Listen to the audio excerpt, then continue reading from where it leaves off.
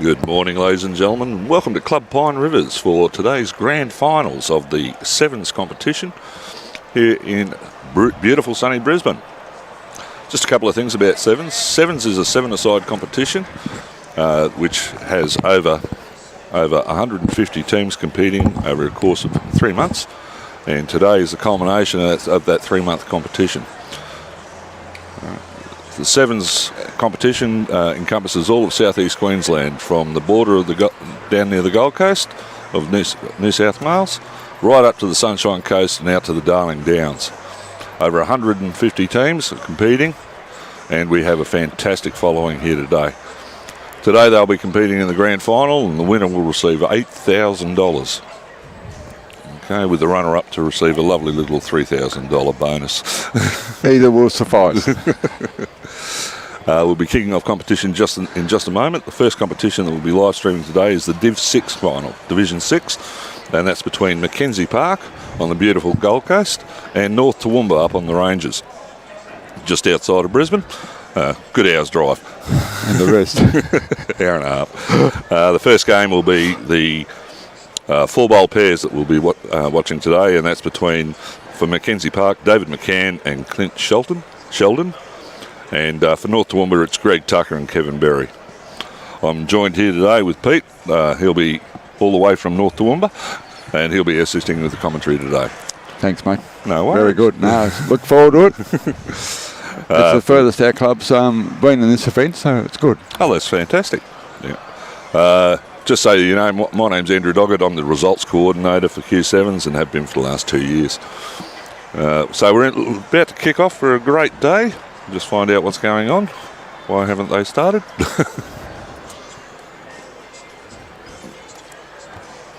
Okay, I'll leave you to talk, Pete. You can have a little chat with everyone. Oh, okay. Okay. And morning all. Wherever you're watching the broadcast from. It is a nice fine day. It's I think the forecast is about 28 degrees here today, and a little bit warmer under the roof. It's currently 29.2. The bell's gone and they'll be off.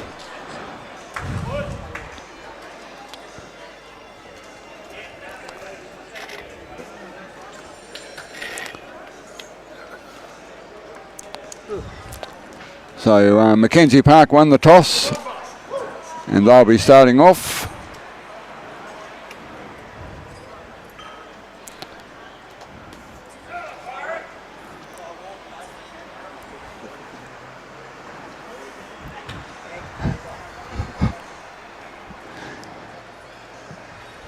Yeah, and the McKenzie Park is David McCann.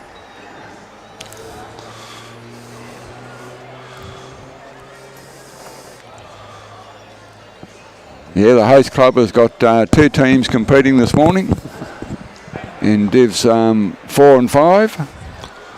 So it's good for them as well, and Tweed heads. They'll be in the background of the shots that you'll see there next door. Against Pine Rivers Pirates, who are, of course, the host club for the finals. Other finals being played this morning are the Div 3 grand final, which is between Caboolture Lakes and Pine Rivers. As we mentioned, the Div 5 grand final between Tweed Heads and Pine Rivers. Later on today, we also have Ipswich versus Toowoomba being played this morning. This afternoon, of course, we've got the big grand finals between the Div 2 and Div 1 clubs. For the Division 2, we'll have Geebung up against Bribie Island. And our Div 1, which will be live streamed this afternoon, is between Bribie Island and Kalanga. In the meantime, we've had some fantastic bowl already delivered.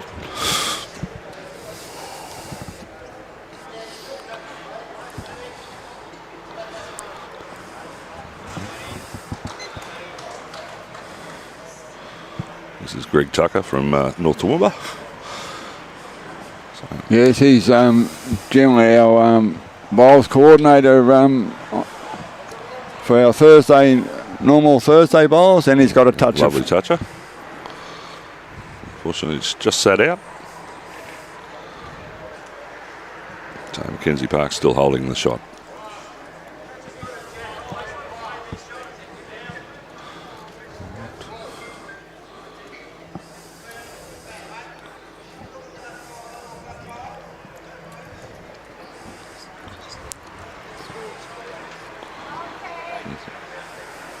Okay. I've just been told the scores for the other two rinks were shown up on our screen here, and I'm guessing they'll be reflected on the broadcast. As they come up, yep, it'll be on the left-hand side of the screen as you look at it, folks. And that should be every second end, theoretically, if the skips do their jobs. And for those of you that are watching the live stream, the actual scores will be in the top right-hand corner for this game that's being live streamed.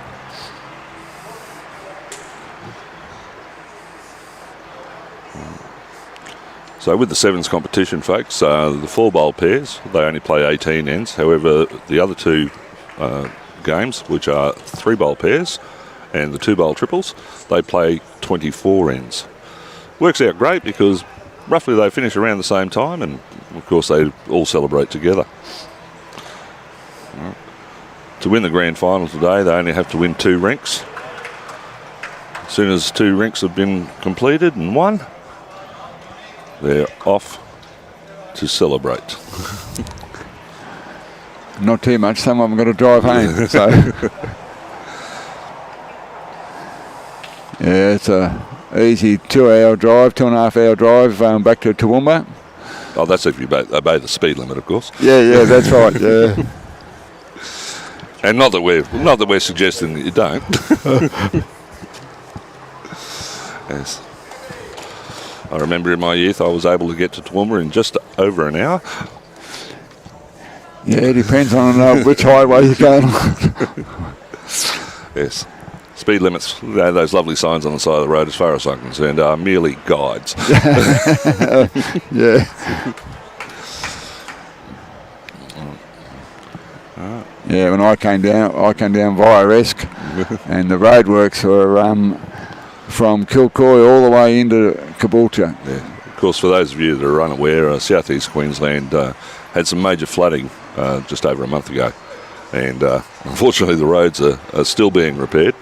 And for those that were affected, there were a number of clubs in our competition that unfortunately did go underwater, and they are in the middle of repairing everything as we speak. Some of the clubs have got up and running within a week. Others are going to take a lot longer. Yes. There you go. Hey. Yeah, some clubs will definitely struggle to get back without help, I think. Yeah. And to all those clubs that are affected, we do send you our best wishes. So we hope you truly enjoy yourselves. Oh, that's Robbie's.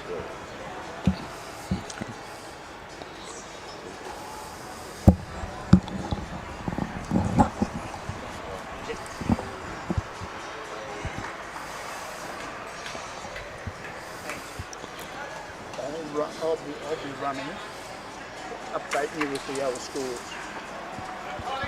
So about every 5 ends, I'll come over and I'll just be able to say such and such, such and such, such and such up on 2 rinks. Yep. Very good. Against so and so. Yeah, yeah. So I'll come over and do that a bit. Good on you. Thanks, Bob. Okay. Just talking to Bob, the Tournament director for sevens. yes, he's That's doing Bob a Proctor. terrific job. Oh, lovely bowl. It's always the advantage of the organisers are all bowlers, and they spend a lot of time and effort into organising the event from well before start day. Yes. Actually, to kick off for this competition, we started last October, securing all the sponsors and announcing that we were running again this year. And all nominations were received and prior to Christmas, and we got straight on with the draw, and we began in early February.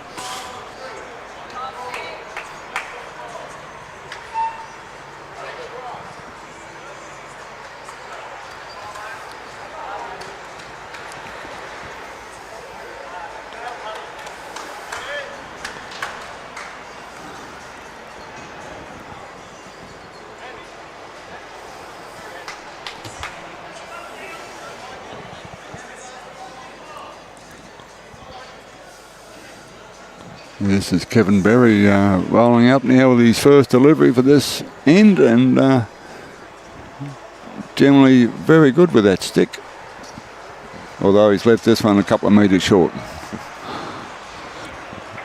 Looks like they're still holding 3, however.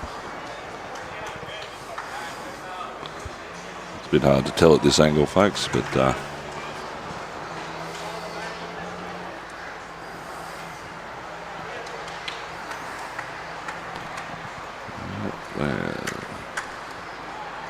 looks like one down, they're indicating from Toowoomba, so looks like Clint just drew it. Very close.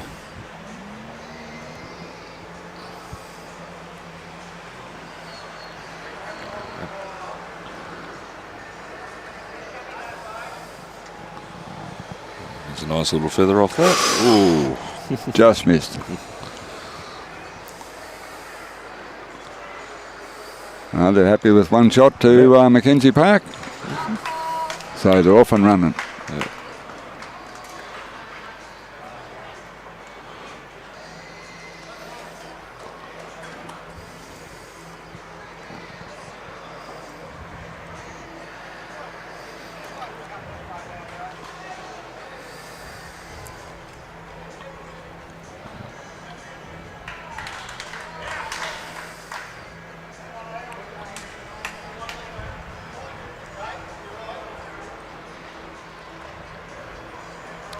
As I mentioned, folks, we'll be distributing just under $150,000 in prize money for this season, and we couldn't do all these great tournaments without the support of our sponsors. In particular, the Bank of Queensland and BCIB. That's the Bowls Club Insurance Brokers. They've offered fantastic support to us ever since the inception of Sevens. We also have our host club as a major sponsor, Club Pine Rivers, and we want to thank them greatly for their support and also for the ability to host these great finals. So once again, thank you to all our sponsors. You can see the sponsors are listed across the bottom of your screen. And we thank them wholeheartedly for their generous and ongoing support. Yes, being a past member of this club, or I still am a dual member of Pine Rivers, along with North Toowoomba. And Adrian does a terrific job as the president, and all the board members. It's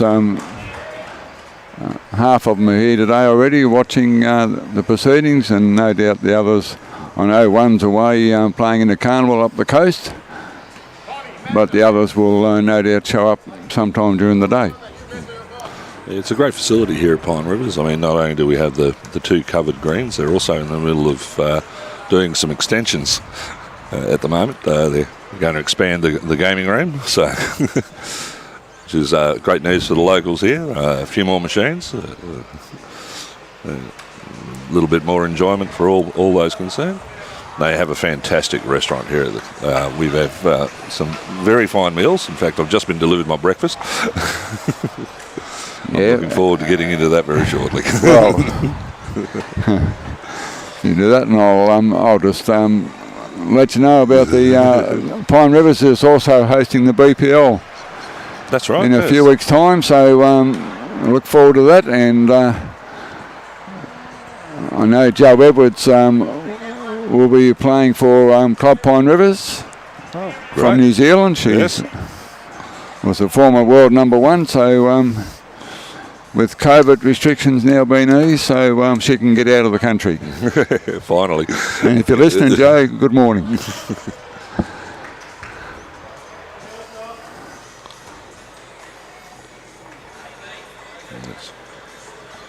Of course, the BPL is also going to be broadcast live on Foxtel and to their affiliated partners throughout the world. So if you want to watch some really top quality bowls, tune into the BPL live here from Pine Rivers. It's just in a few months' time. Yes, I've been invited back to be an official during the proceedings, and I see one of the other organisers just walking in, so she'll be no doubt on the air this afternoon, helping with the broadcast. Yeah. So I'll be coming to the to the BPL. Unfortunately, I won't be playing.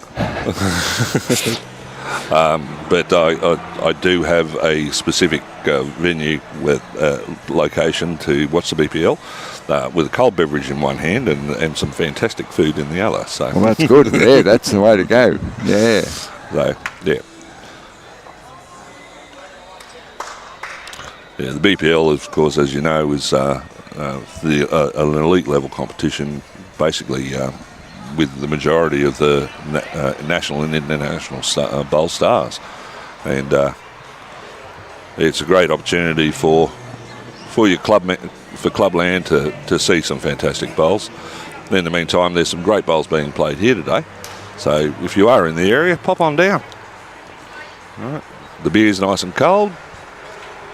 The bowls is fantastic, so get down to Club Pine Rivers. Yeah. We'd love to see you all here. Neil McKenzie in the triples is trailing by 2 shots, and Joy and John are leading in the 3-ball pairs. So as expected, it's turning out to be a hot competition. Yeah.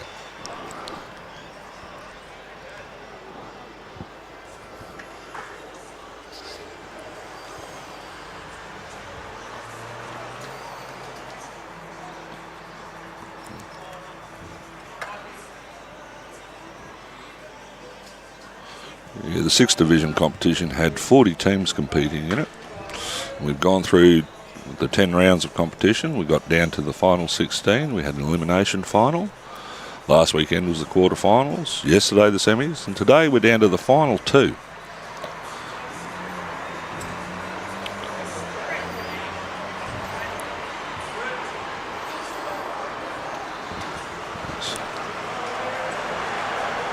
The advantage, of course, you have of playing at a place like Pine Rivers is being covered. As you remember yesterday, we had quite a few showers throughout the course of the day, but it didn't interrupt play in any way, shape or form.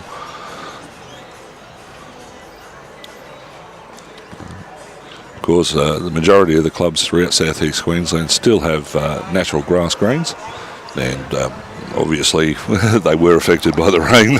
Yes, yeah, we have 2 grass greens at home with a very good greenkeeper. Yes. The greenkeepers do a fantastic job preparing the natural greens for competition, and big shout out to all our greenkeepers for the great work that they do. The skills and knowledge that you've acquired over the years have ensured that bowlers still get out and enjoy this great game, and we thank you so much for all your hard work. And also for the volunteers that The club can't survive without volunteers, can they? And some of the smaller clubs who have got grass greens, and they're relying on the club members to look after them as well. A lot of knowledgeable people in the game of bowls, and that's the advantage of being involved in a community club. You can draw on this knowledge and the skills that have taken a lifetime to achieve to assist your club. And so for anyone that is interested in the game of bowls, get down to your local club, give it a go. But more importantly, if you've got some expertise that you believe can assist the club, why not offer your services? I'm sure they'd be appreciative.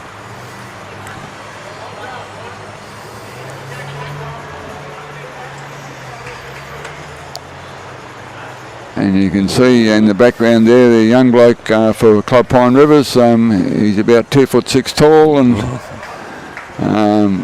one of the up-and-coming juniors. The more juniors the clubs get in, the better. That's right. It's the future of our sport.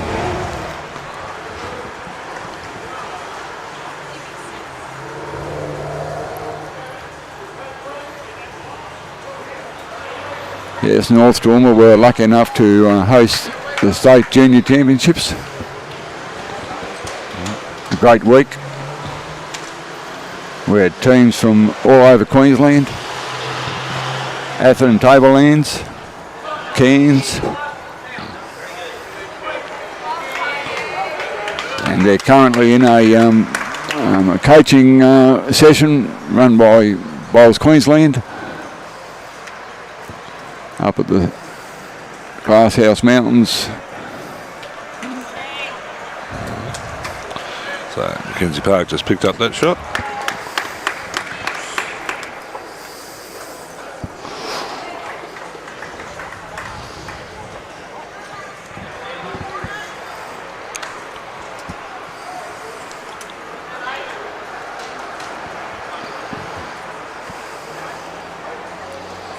Looks like they just got through on that end too.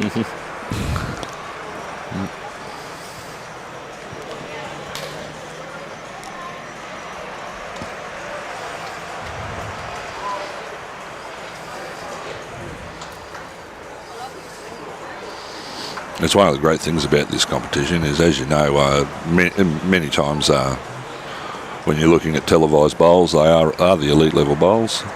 However, today this is clubland. These are your club members who play week in, week out, supporting their club, and they get the opportunity to play for some great money for their club, and also now have the opportunity to be seen internationally.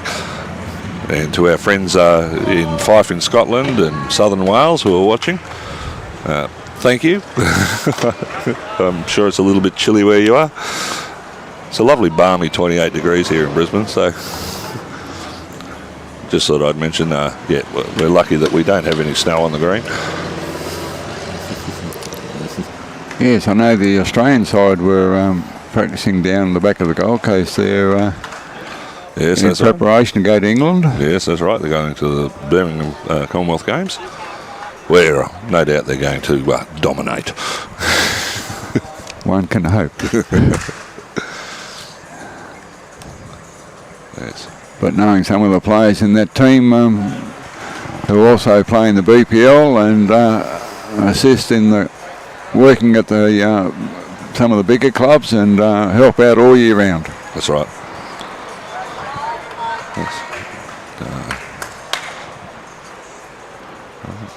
I can't continue discussing about this without mentioning the great Karen Murphy. Karen is the patroness for the Sevens competition, as well as being the assistant coach for the Australian team and being involved in a lot of the high performance coaching.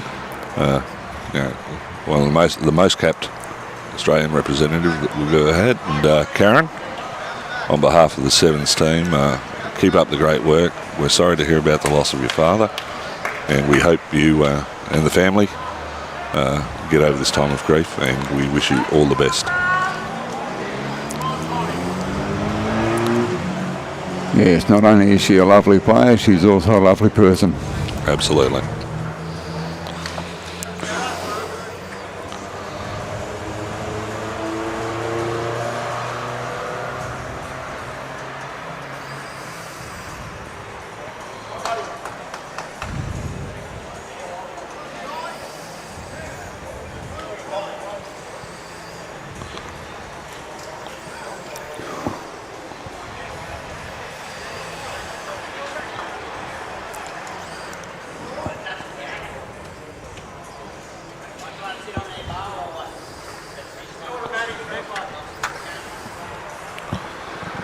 Clint delivering his second bowl for the end. Good touch. Just good falling touch. a bit short.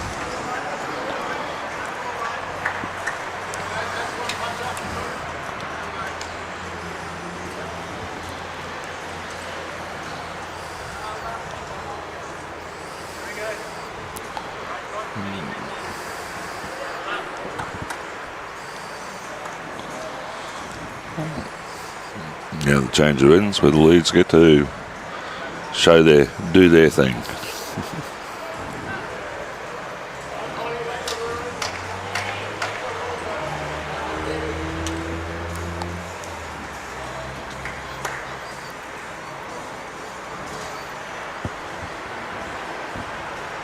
Yes, the two gentlemen from North Toowoomba on this televised the game. We were supposed to be playing in the carnival this weekend, but we had to pull out.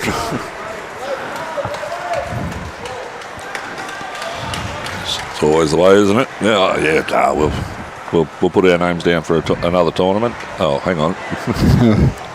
Oops. Yes, I did warn out the host club over at Salenda Lakes at Bribie Island that it'll be all depending upon whether we make the finals. Ah, well. That's the way it goes. And in fact, the beauty about Salenda Lakes is I'm pretty sure they filled that hole very quickly. In fact, there are two clubs who are in the same boat. Caboolture Lakes were in the same boat. They had a team entered in, and they're playing on another rink currently, and they had to pull out as well. But that's the way it goes.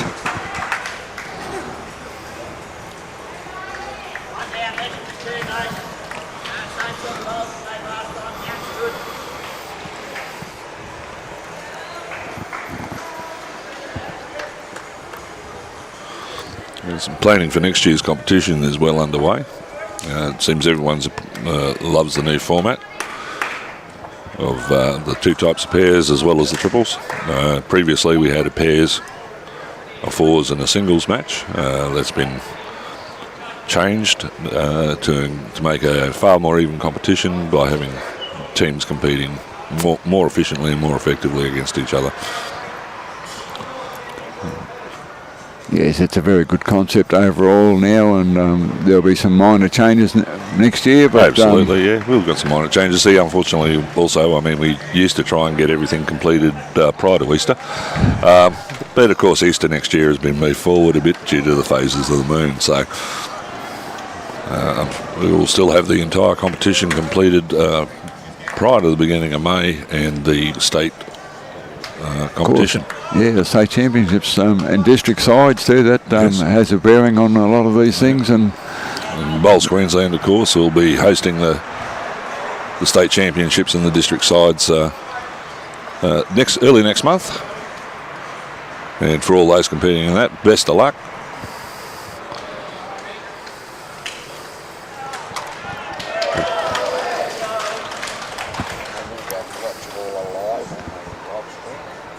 yes, they will be able to watch all of that live. It'll be live streamed through the Gold Coast link. I'm guessing that there'll be live on the green on the Gold Coast Tweed Heads Bowls District website. Also through YouTube. So as well as, of course, the Facebook sites for Bowls Queensland as well. So we want to thank the Gold Coast Tweed District Bowls Association and their live stream crew for coming this weekend. It's a fantastic concept, and we love having them here. Mind you, there's some very expensive equipment that we're sitting in front of.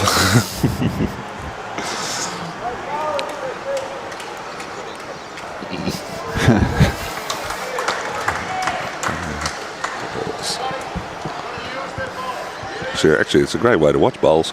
It is, yeah. You got two down on that end. Two down that end, so yeah.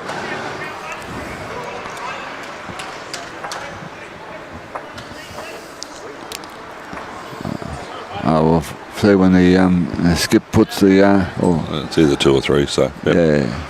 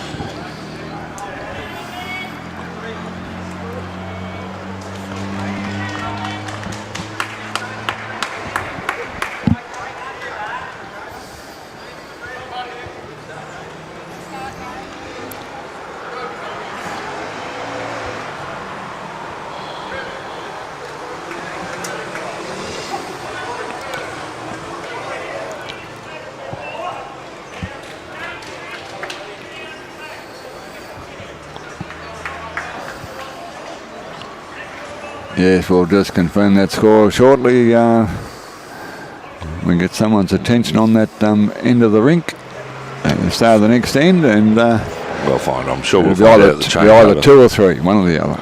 Yeah, I'm sure we'll find out during the changeover events.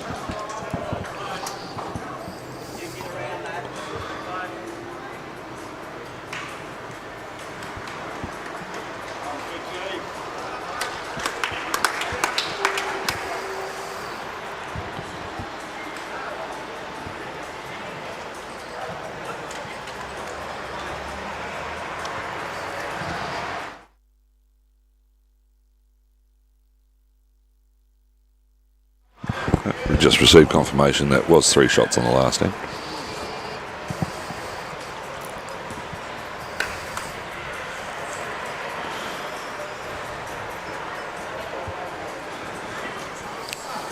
Yeah, I personally don't know many of the McKenzie Park people, apart from the manager I've been talking to over the weekend, and I have played at their club in previous events, and what... Yeah, it's a nice little club, just at the base of the ranges there.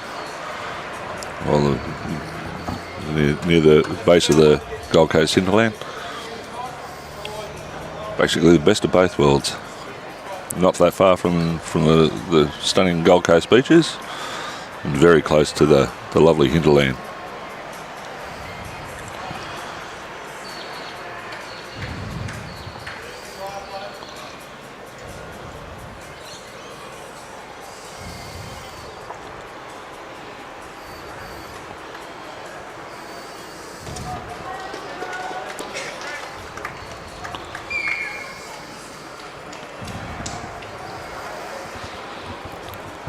Yeah, so as you can see the scores on the screen there. McKenzie up. 5-2 in the triples, and 3-9 with North Toowoomba leading that match.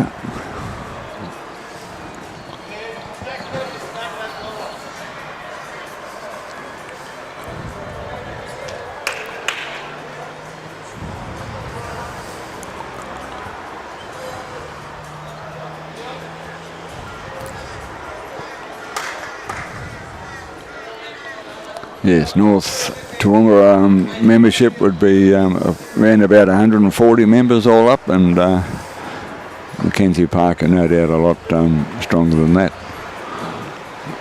with the population base living out and around the Gold Coast.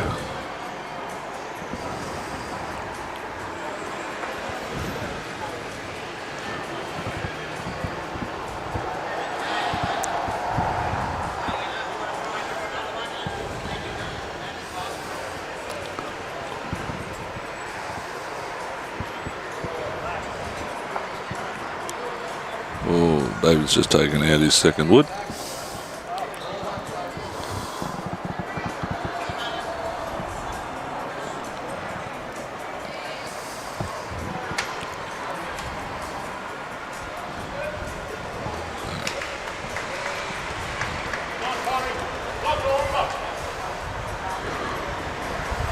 Well, he found the gap on that end. Yeah.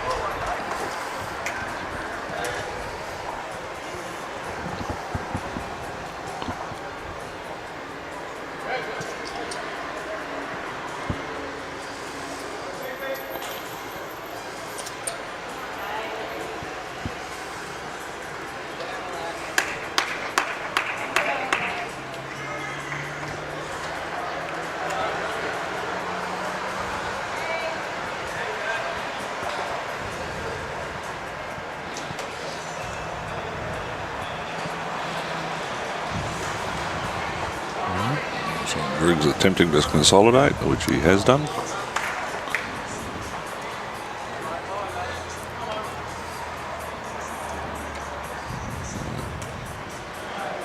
North Toowoomba currently holding shot.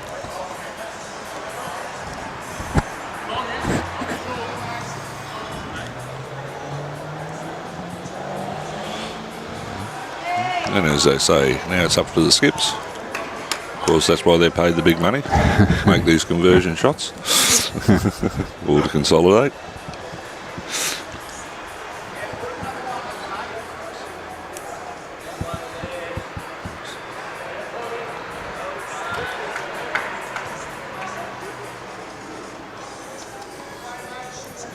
Yes, I was lucky to come down a bit early for the competition the weekend, and Clint has just drawn the shot.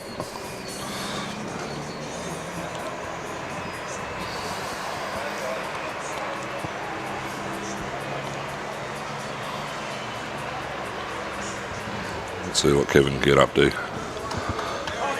It's online here. get around that? No.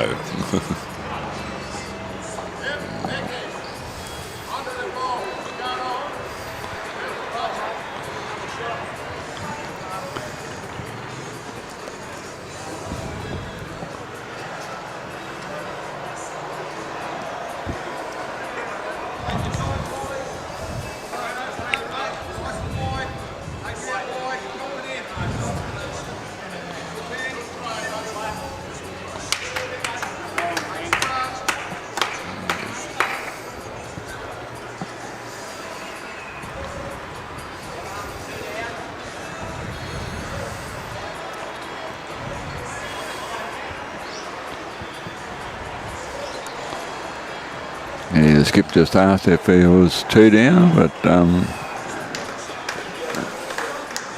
Greg just indicated the shot that he suggested to play.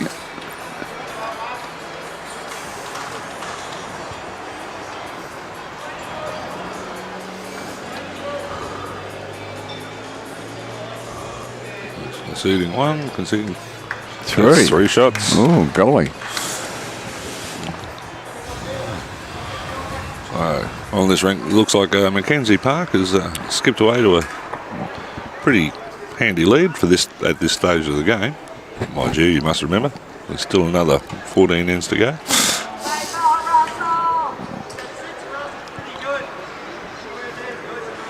Yes, a lot of these players wouldn't be used to being under the cameras and the spotlight. I know some of them took absolutely hours this morning trying to put on their makeup.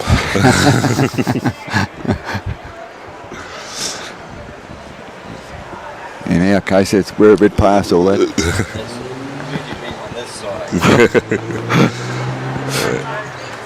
Yes. As they say, I've got a great voice for radio, a great face for radio. That's it. Great lead bowl there, just played by David. Just sitting directly behind the Jack. Yes, he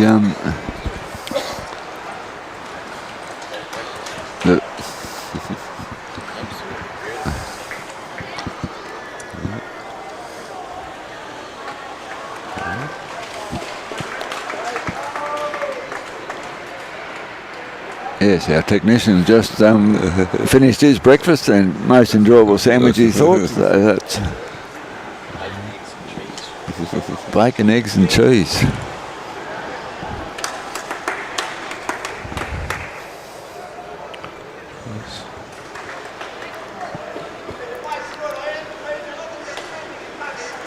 Yeah, even though we had a later actual start time this morning, all the work has still got to be here early and prepare everything, make sure all the gear's right.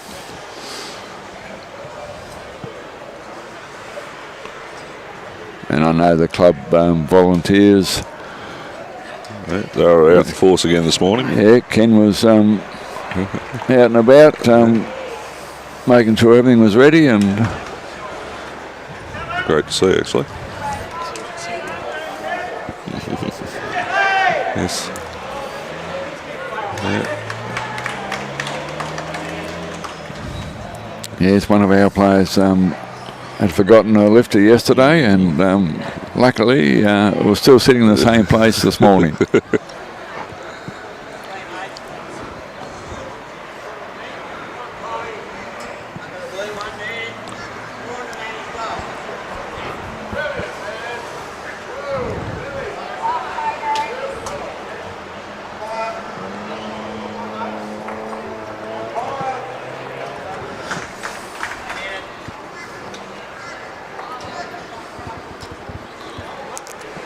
Yes, it's just a little bit deceptive on the screenshot.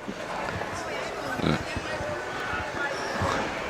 McKenzie Park still holding 2 at the stage.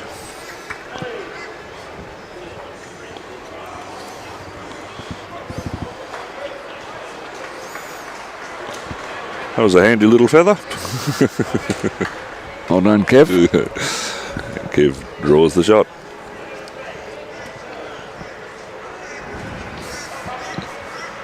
No pressure, he said. I Oh, don't know if you'd appreciate me saying that bit, but He can't hear me. That's all right. Don't worry, Kev. We've got it all on video. We'll play it back for you after.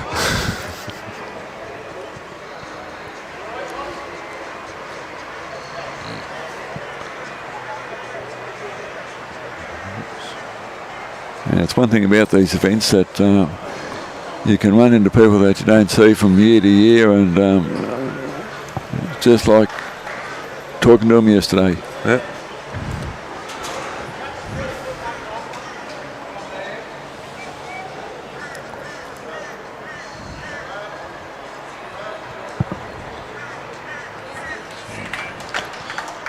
So North Toowoomba currently holding shot. Kev to deliver his second bowl for this end.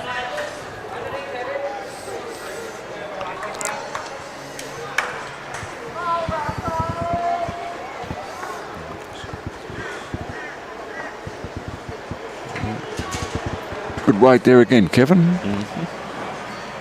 Just sitting in the back there. May come into play at a later stage.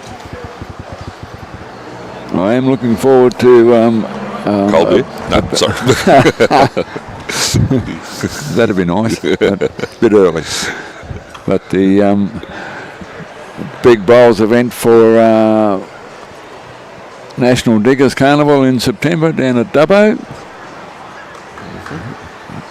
Generally speaking, we've missed out the last 2 years, but over 80 teams compete in that over a 3-day period. Yeah, the worst of the COVID pandemic is finally over. Everyone's getting back into it. It's great to see. Lots of tournaments being rescheduled, and with the easing of restrictions, more people allowed in clubs again.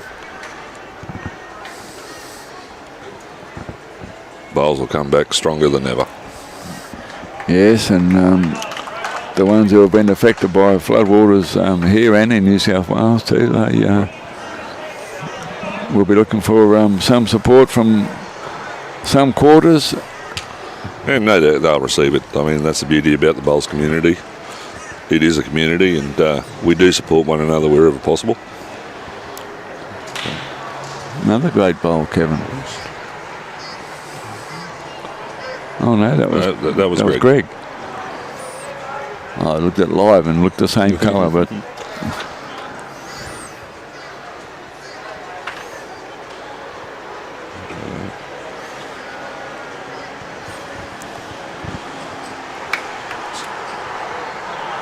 not a bad reply there by David either. So.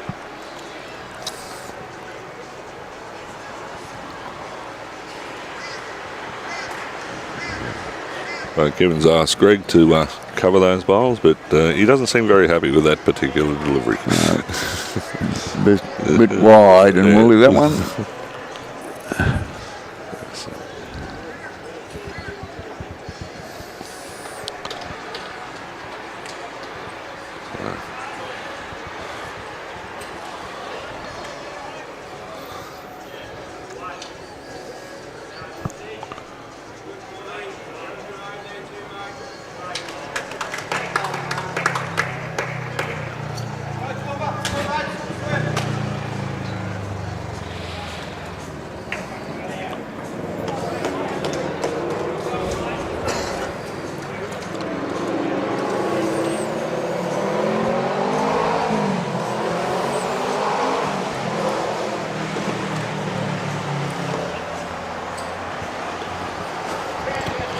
So Clint Sheldon's starting to disturb the head here.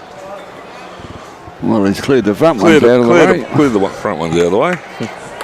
That's why they give you two, so you can reload. And some of them do like reloading in a big format too. Yes.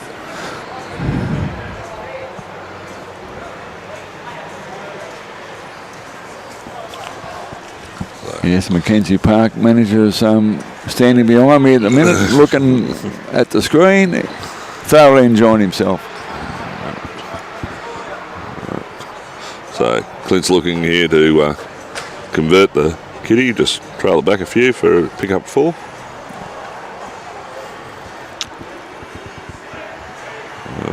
looking for more than that.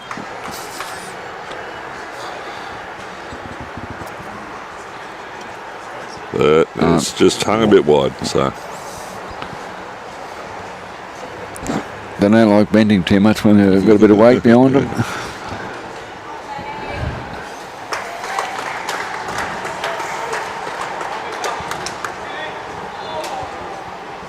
Everyone's looking to draw another one here. Wants to be careful. Just a little too tight. Good effort. Great effort. Looks like the North one was off the mark. Yes, very good. Just picked up a couple.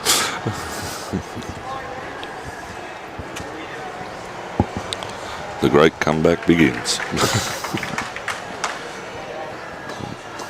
And make the pair of them happier. He's got a smile on his face now, which is good to see. Yes. And he wants a longer end. I wouldn't have thought it would be much longer than the last one, really, but Change it up a touch. Just a little change like that is enough to put others off their game. So just a subtle variation can really affect your delivery.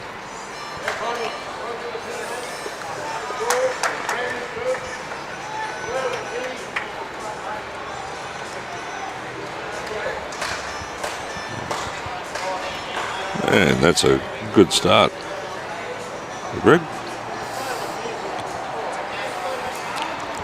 About half a bowl behind Jack High.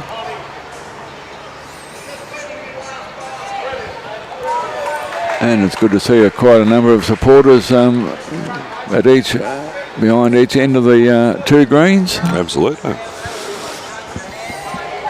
Yes. Of course, our Pine River supporters unfortunately have had to split because we've got one on each, one team on each green. Rink, that's it. Yeah, yep. So. And the umpires standing in the middle, waiting for any call out that they might get.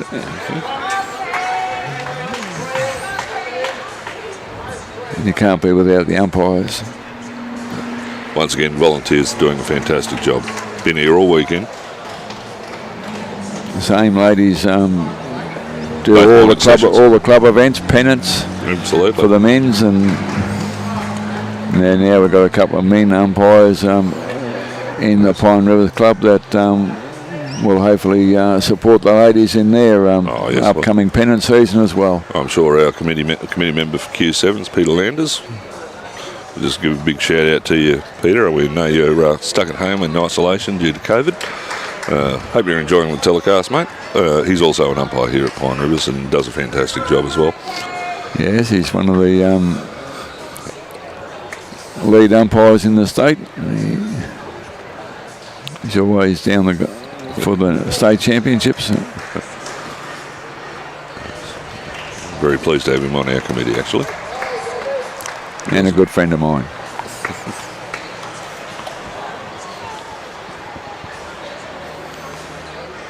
So, Pete, we hope you get well soon. Because I need you back in the committee room, mate. Keep control of the rest of them.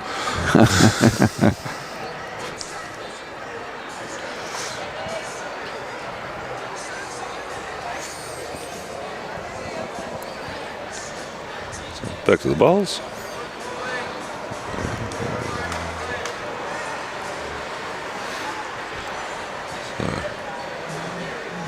Clint Sheldon from McKenzie Park.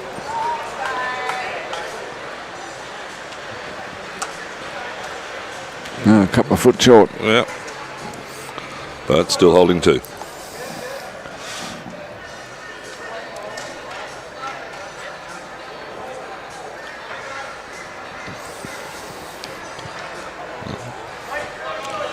Here comes Kevin's bowl. Tracking nicely.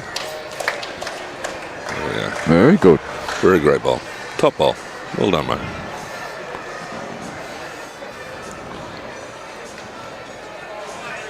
And he covered the ditch first off. That was whether he anticipates the opposition putting a weighted shot in or not.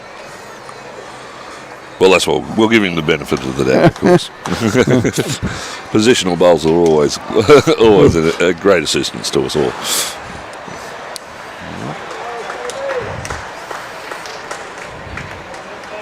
Here's the boss just. Yes, the chairman of the board for Q7s is standing directly behind me. No, he doesn't have a big stick at the moment. No, I don't know if he's been watching the streaming or he's just been wandering around overseeing everything. I hope he's just been working. Well, that might help, yeah.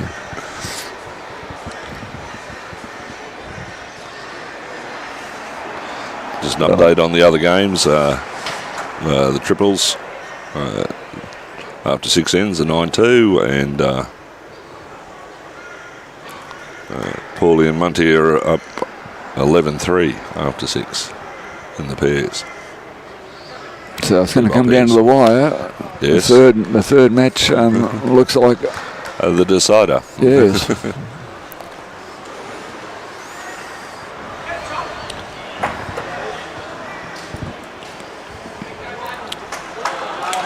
Great bowl. That was David McCann. Just converting the shot. Oh, here we go with early results. Early scores for Pine Rivers in Div.4. Div.4, they're leading 2 Rinks to 1. Ipswich, Toowoomba are up. Ipswich is up, and Pine Rivers is also up in the game against Caboolture. And that's in Ipswich versus Toowoomba. Ipswich is up, and that's the Div.3 match.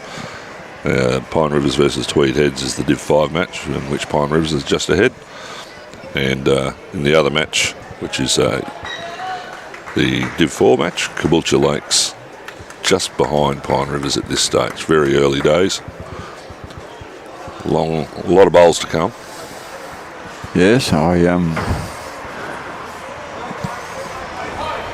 did go out to dinner last night with one of the members from Caboolture Lakes. It was one of my former clubs before I came to Pine Rivers.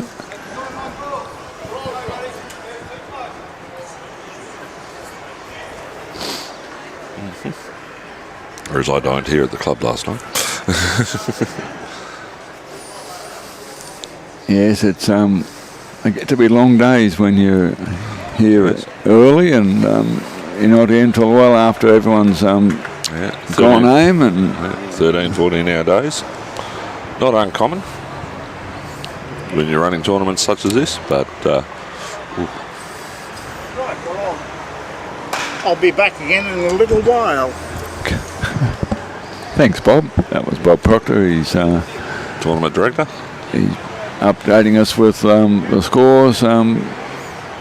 Everywhere else. Got to wander around the other 3 matches that are on.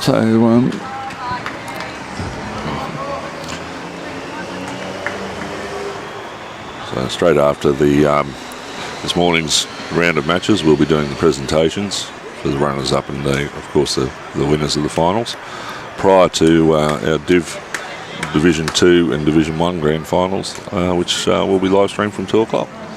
Ah, well, I didn't know that was the plan, but it's Yes, all good. it's That'll make travelling home that little bit easier if they don't have to wait until after the... Well, to be brutally honest, all we want you to do is cash the cheques and spend the money here.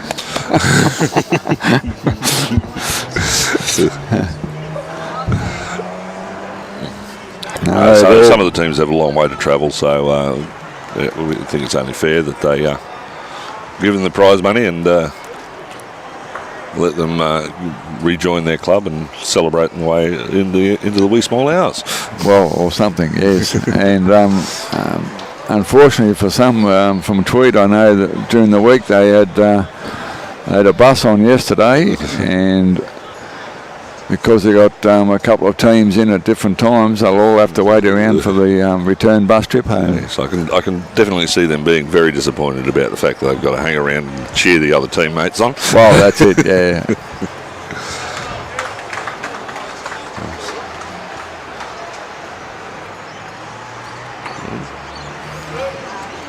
And they're all a good bunch.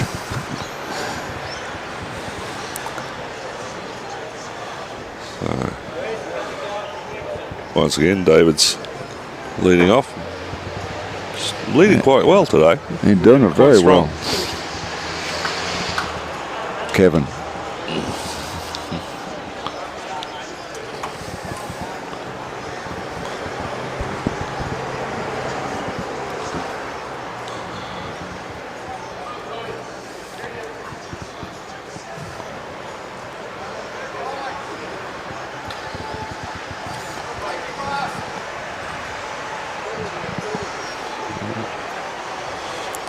Again. He likes that length. He does appear to enjoy it, doesn't he? So Greg will see if he can change things around come a in bit. underneath and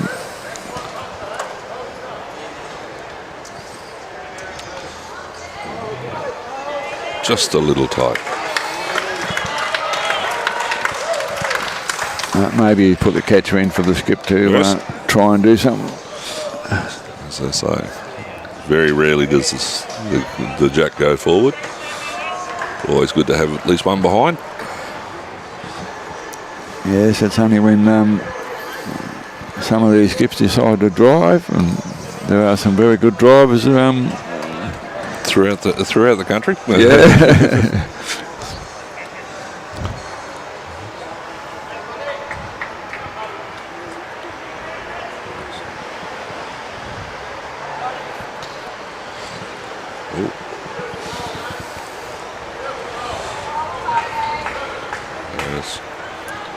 Clint attempted to put a blocker in there, but unfortunately was just a little bit wide.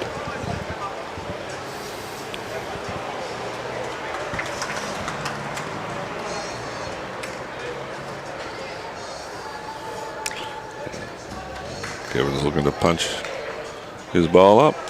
Well done, Greg. Kevin? Yeah. Looks like he's punched Kevin's ball up.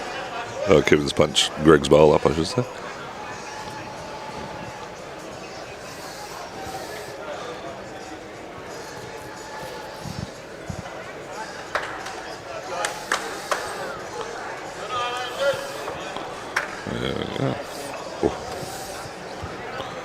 Very good effort.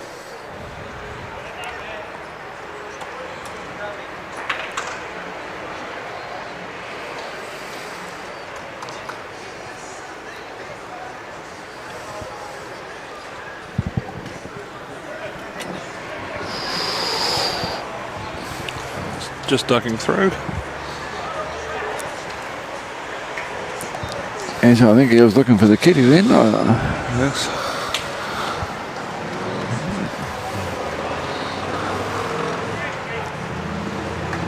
We'll just have a chat in the middle on the way past and tell him why I did that.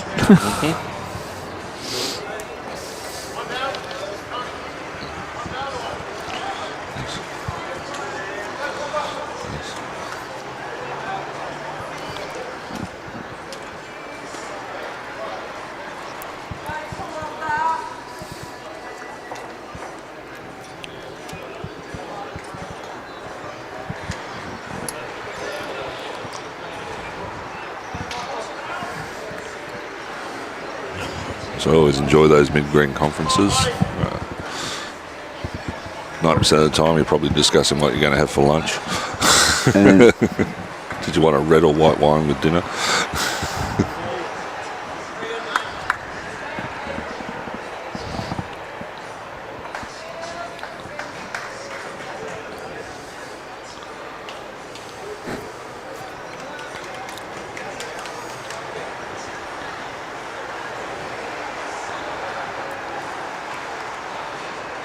David's looking to consolidate. Ooh, just missed. Just missing. may have been just a fraction heavy for the shot that he was looking to play onto his other bowl, and just decided to hang out a little longer.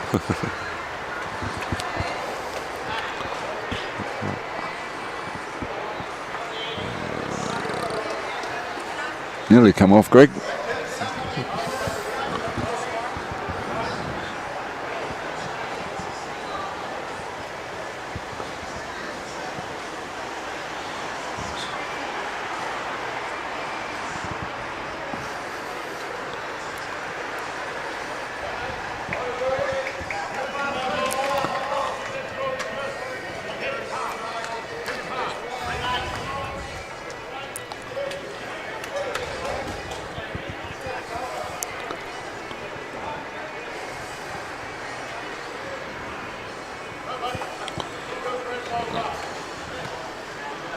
Clint Sheldon from McKenzie Park.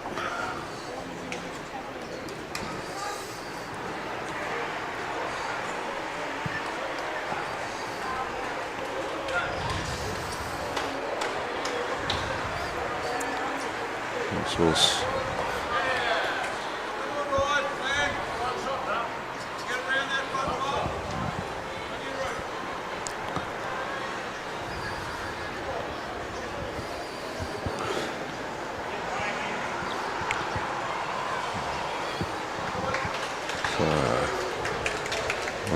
the head is now set up for an interesting shot selection.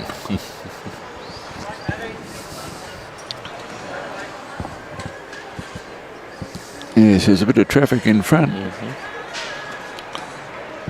He's just over the draw weight.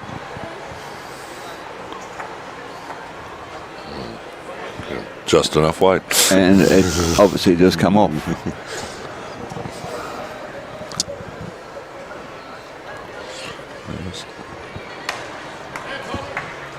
Greg was just signalling that 2 down on the head for Kevin.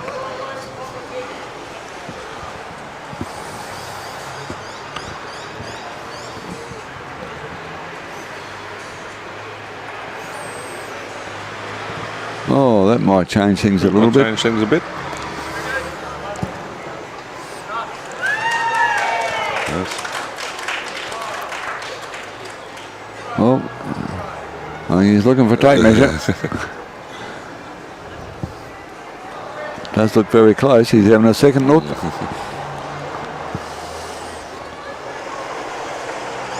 Oh, he's using the calipers. No, he's using the measure.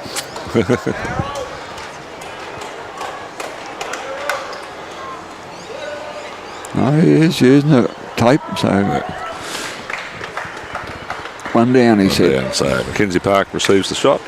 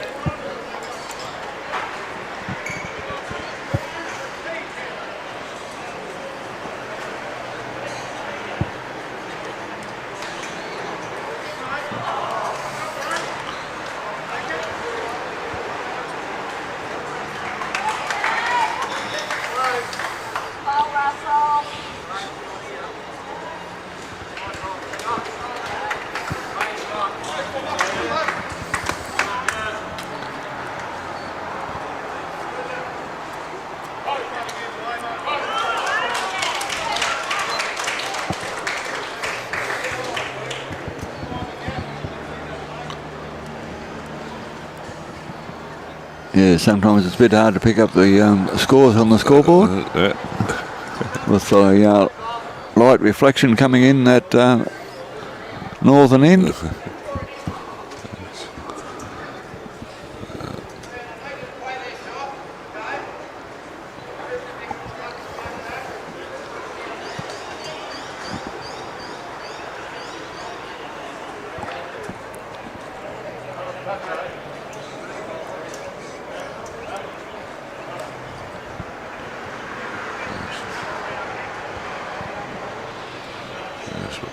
Looks like Joy and John from North Toowoomba have pulled away to an impressive lead in the 3-bowl pairs.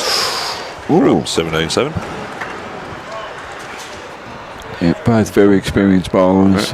Joy does play for the district up in the Downs, and North Toowoomba's currently up in the 4-bowl pairs as well, which is good to see.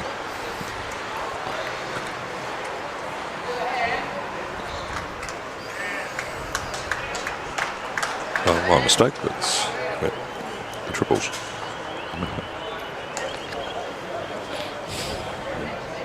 That's Kevin Clark for McKenzie Park is actually, yep, that's right, yep. Currently up in the triple. So yeah, it looks like it will go down to the deciding one of these rinks will decide the winner.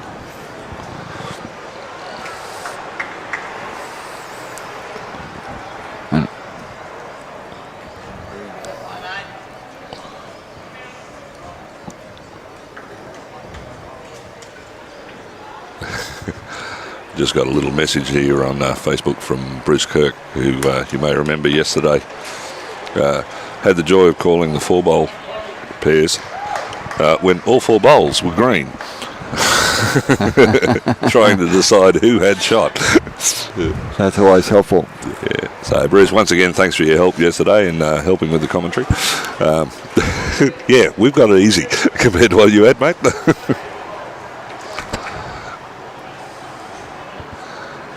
Yes, all the variation of the colour of bowls these days, it's sometimes very hard to pick. Yes, well, there were 3 shades of green. And one that was depending on the little bit logo, bluer. depending on the logo of what's on them too, that might be yeah, which is difficult to see from this distance. Yes.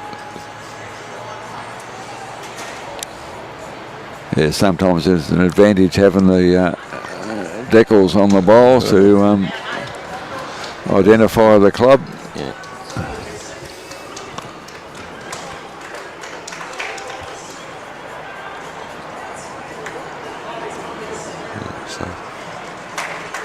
Once again, thanks to all our guest commentators for this weekend. It's been great having you here. We truly appreciate your insights into the game. And it's good for the spectators. Live, receiving the live streaming.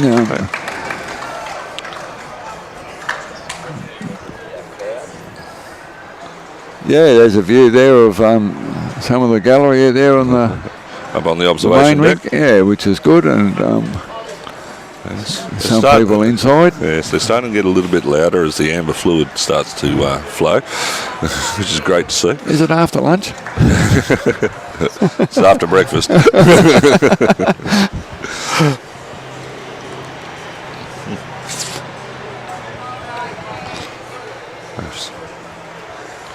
Yeah, 11:05 here in sunny Pine Rivers. Oh, I don't think he wanted that one to go hit up.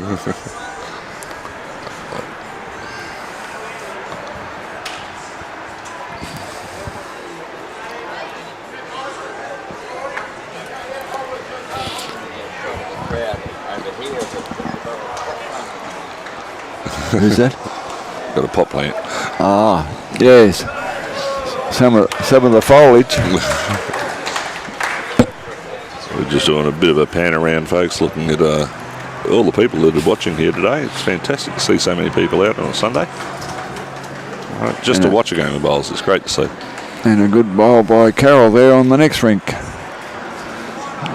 Was also one of the Downs district players.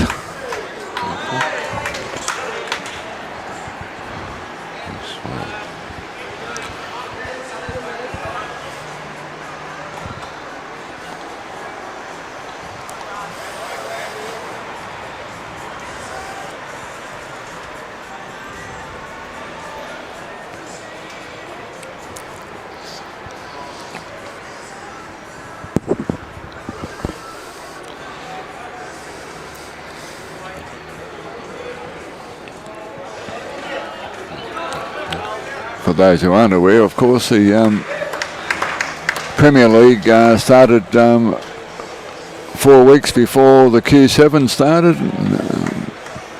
That's the next level up in this overall competition. So North Toowoomba do have a team in that. They come from all over the Downs. And some do a lot of travelling to support the game and represent North Toowoomba. You just saw a shot there before of some of the crowd that's enjoying the game.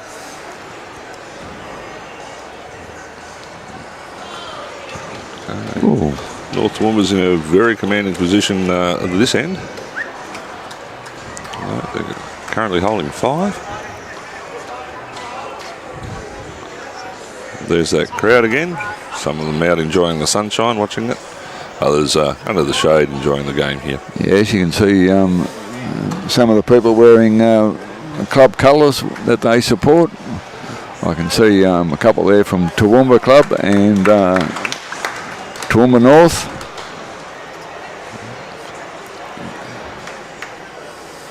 And quite a few from McKenzie Park up there enjoying the game. So Kevin looking to consolidate this head. He's currently holding 5. Probably looking for a bit of protection down the back. Okay. So Clint's going to have to do something here. He's going to really have to make some conversions. Just trying to convert, to reduce the count. Or at least reduce the count. He does have a catcher there, but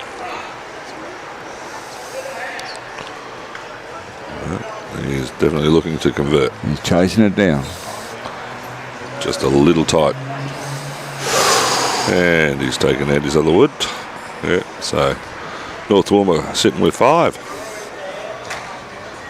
And 1 to come. That's the one he's got to beat. Or remove.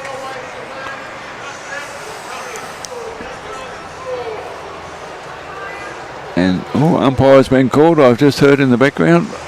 Yeah, it's on the other green.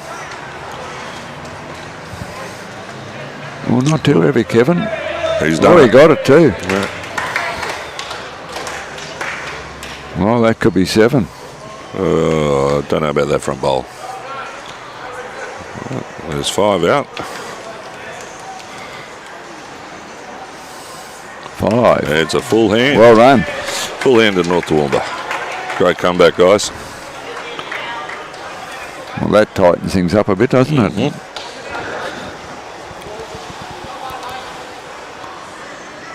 Only takes one end and you're right back into this. Well, the same pairing yesterday, dropped a 5 on one end. The opposing skip picked the kitty up and went to their bowls and not ours. But they had a fairly big break at that point in time, so. That's just it. That's the beauty about this game. It can change within one end. So it's 10-7 now on that rink. We're broadcasting. That's after eight ends of your 18. So 10 ends to go, almost at the halfway mark.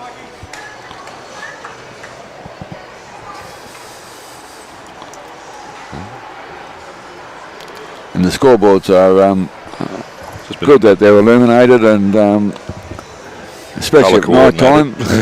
And the colour coordination also assists. So with the triples up, Kevin Clark and the triples is up 13-7 up to 10 ends. And of course Joy and John are up by 10 in the other pairs. And just got an update for the other scores. And right, in the Bob's, I didn't bring my reading glasses, so I can't read them too close. That's a lot bigger. That's why I've only got the one eye and it can see everything. Okay, in the Div.6 match, Tweed Heads have clawed back and are up 2-1 over Pine Rivers. Toowoomba's still up 2-1 over Ipswich. And in the match against Caboolture Lakes and Pine Rivers is still in front, 2-1. Yeah, so it's looking very strong. Okay, and I think the spectators are actually starting to make an effect on the play at the moment. Yes, so that's the Div.5 side that from Tweed Heads. In the background of the shot. I don't know if you can pick it up on screen, but So I'm going to hand over to Bob Proctor, our tournament director now. He's going to have a chat while I go and Have something to eat. and enjoy spectate some of the other games. Thanks a lot, Pete. I'll be back later. good on you, mate. Well done. All right. And viewers, I hope you enjoy the rest of the tournament as we bring it to you live. Thank you. Terrific. No, he's got everything close at hand. He knows exactly what's going on, and that's why he gets paid the huge volunteer salary.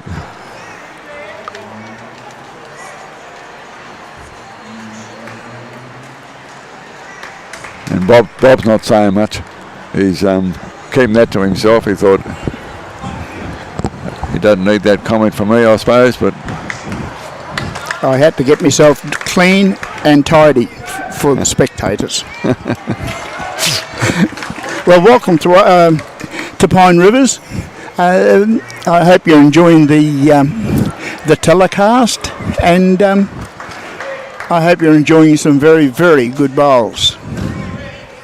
There was one early turnaround that happened between the two outside games earlier. Early in the piece, Pine Rivers were up against Tweed Heads 2-1. Now that has reversed, and Tweed Heads are now up 2-1 against Pine Rivers. yes, I know the young lady from Tweed Heads who's playing in the triples. Very good bowler.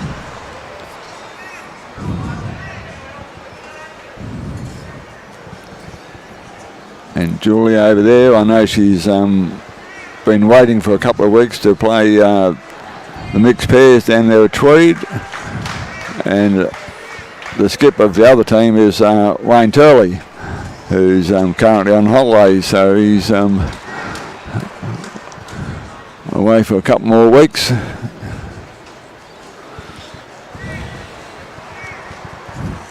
A lot of these clubs play on grass greens all year round, and to come here and play on carpet, for some of them it's a very, very new experience for them. But having watched the bowls for the last 4 days, they have adapted very, very nicely. So the fear of grass greens, I think, will be not as great following the 4 weeks here. Some of them have grabbed it very nicely and very early, and played some marvellous bowls as a result of it. I know I was working at helping out with the State Juniors event up at North Toowoomba, and we had some young people there from Atherton Tablelands and Cairns who have never played on grass before, and they thoroughly enjoyed it. In fact, one of the young ladies is in the state squad.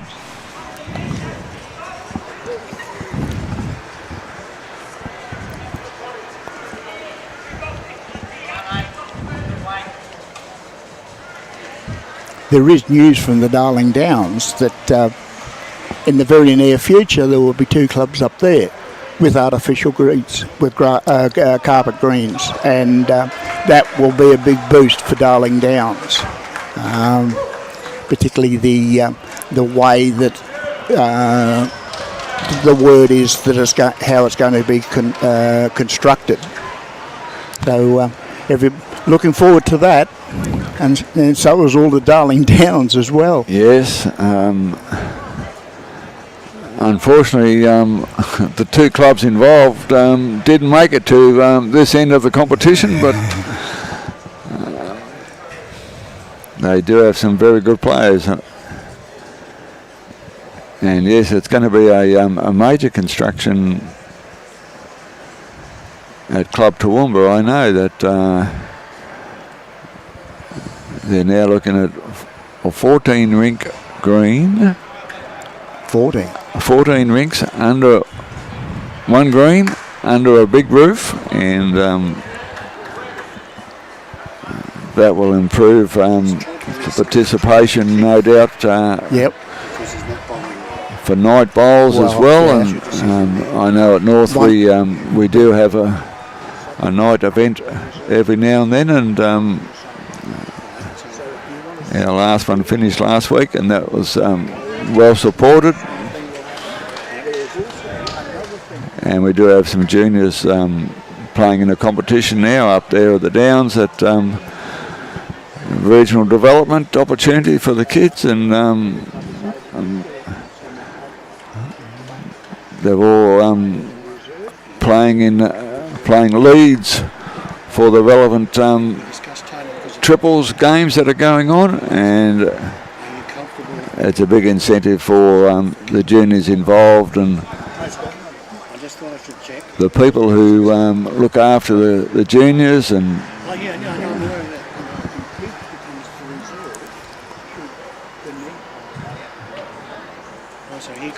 there are one young bloke there now who's playing in the 3-bowl pairs game. The bottom line, you're comfortable if they want to replace Keith for me to go on.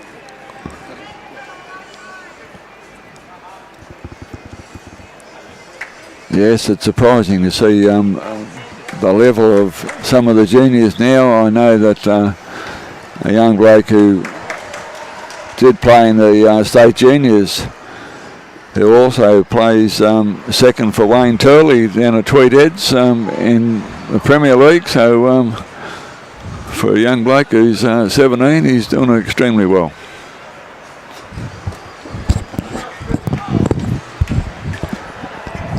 And I know that everybody has said this numerous times before, but these juniors that are coming through are the ones who are going to keep the game of bowls meaningful and continuing into the future. If we don't have them, well, the game of bowls will just curl its toes up and die. So it's very, very good to see a number of clubs. Kawana has got a juniors academy going. Yes. Caitlin Inch runs that. Caitlin Inch from New Zealand runs that. Maria Rigby is running one from Chermside. The Nelson brothers from Belmont came up through the ranks with the guidance of the members of Belmont. So there's quite a number that you could rattle off that are already in existence, and I don't doubt there will be a lot more. I forgot about Glasshouse. They've been doing it for probably 5-8 years now. So they're a lot more looking towards their future with the juniors. So it's very, very good to see. I know our juniors have been up there and under our coordinator for the juniors, Luke, and he is tied up with Caitlin Inch and their mutual support for the juniors.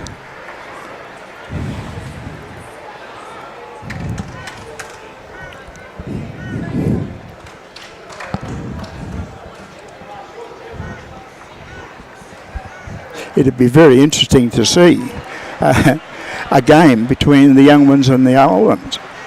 As in the old ones, I mean the over 21s. I'm going to say either the over 21s or the current nationals play against the state side of the juniors, and just see how far short they are of the number one sides in America, and that would give the juniors not only an added incentive to keep on going, but it also gives them an indication of just where their abilities sit at this time, and and how much further they have to go to be as good as the people that they have grown up watching play bowls.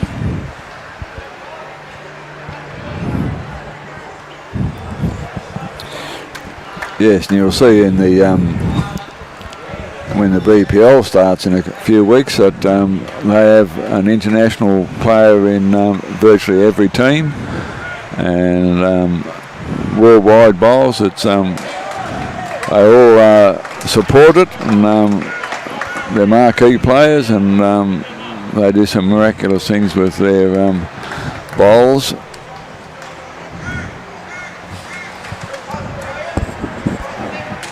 Is McKenzie Park on the left? Yes, yeah. Oh. They're on top. Thanks, Mark.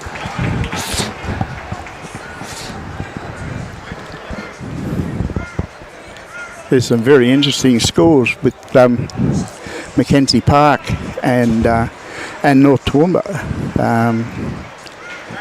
They've come back a long way in the triples. They have. In the pair, 3-bowl pairs game, they've caught up in a hurry in a couple of ends.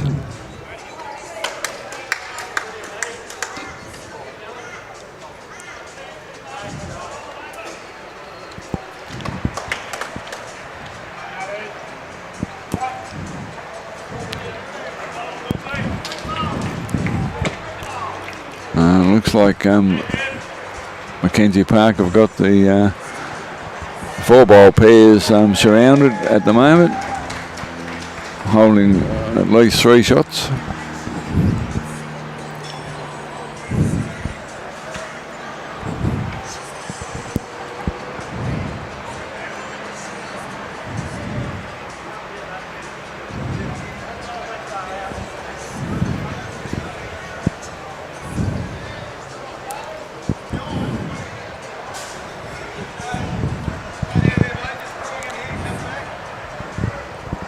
During the week, we've had some very tight games, and where the win went right down to the last bowl. There, yesterday, well, not so much yesterday as last week. Teams that we thought were dead and buried and went to write their losers' checks. We had to then turn around and wait until the game was finished to confirm that we had written the check out to the right people, but they'd only lost by 1 shot. So that, you know, the format of using rink wins as the scoring puts the emphasis on each rink to make sure that they do the best that they possibly can to get the win, so as the club gets the win, and away they go from there. But it wasn't just one game last weekend; it was 3 or 4, and it takes you by surprise, quite frankly, to see how well they put their head down and go and get so close and yet so far. But yeah, it's marvellous to see. Yes, I know one of our games was decided by a 1 shot on the last end, which makes a bit of difference.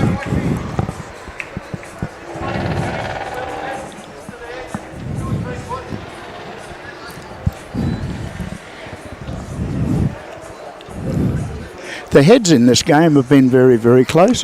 They've been very tidy, not scattered all over the green. So that just gives you an idea that, all right, they might be Division 5s or Division 6s, but by gee, they know how to play bowls. Yes, and that's the advantage. I know quite a few of our players. They visit the other clubs up in the Downs and support each other very well from that perspective, and There are people that come to our club, I know, that are in Div.2 or Div.3, and they still come along every week and support us in our game day, and we do the same for them. Yes, the carnivals on the Darling Downs are always very, very well supported, and the quality of the field is always very, very, very, very tough to win a game. And the whole of the Darling Downs support each other, and they travel for hours to play a carnival. Yes, the Ladies Fiesta was on about 4 or 5 weeks ago, and we had teams there from the Sunshine Coast and the Gold Coast, and it was a very popular event, and that's fours for the ladies, and it's always well supported, and that's the advantage of these events, and it helps out the community, with accommodation. And if you're there for 2 or 3 days, and not only are you supporting the accommodation industry, then you're looking at food and beverage, whatever else around town. And exactly right. And they always have their carnivals are always 2-day carnivals for that reason. That it not only does it good for the clubs themselves, but good for the town that's hosting the carnival. And bowlers have always been renowned for being very good supporters when they go away to play bowls. So yeah, congratulations to them. Yes, and I know a couple of the accommodation venues are also sponsor some of the, or help sponsor some of the events as well. Yeah, yes. And you get a marginal bit of discount for your accommodation for the process. That's exactly right.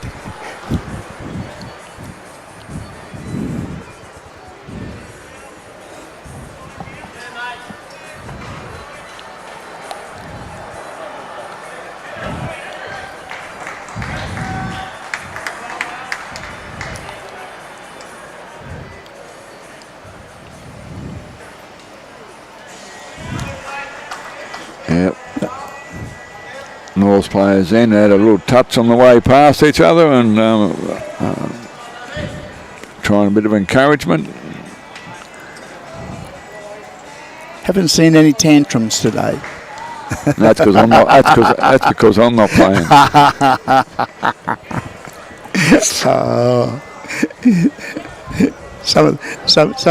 Some of the tantrum antics are the height of the day. They're so funny you just can't help yourself but laugh. And some of it just purely tongue-in-cheek comments too. Exactly right. Exactly right. I've been known to chuck a few of those myself, and sledging isn't saved for the opposition. It's also used on your own side as well.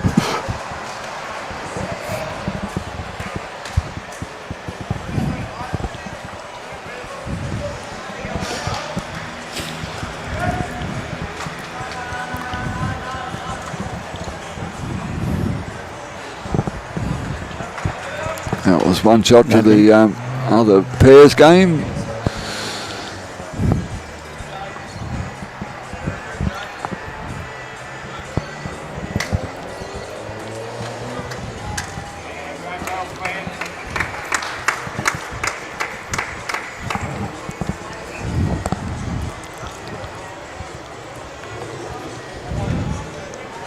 Here comes Gazzy.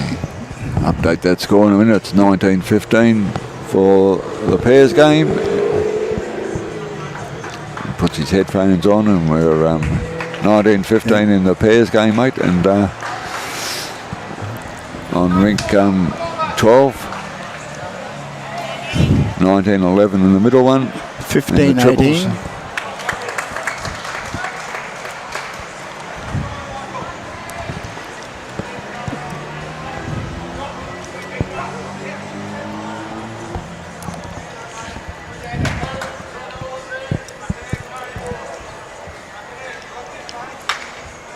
So it is getting a bit tight now as we get closer to the end. It is getting very tight, yes. The triples only have 4 ends to go. 10 ends to go. The 4-bowl pairs have got 8. And the 3-bowl pairs only have 4.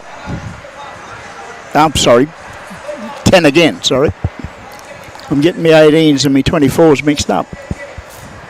And even that game, McKenzie Park is only behind by 3. So a lot can happen in that 10 ends. Well, that's right, yes. And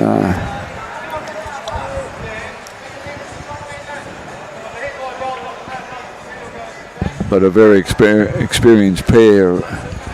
I know John Munting, formerly from Longford in Tasmania. All right, yes, yeah. Yeah, very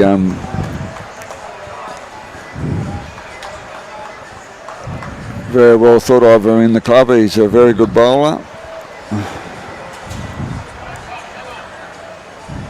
And Joy's been at the club for quite a few years now, and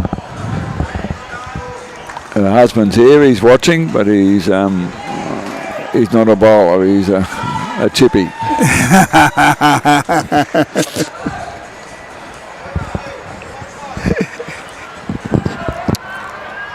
Would you like to say something?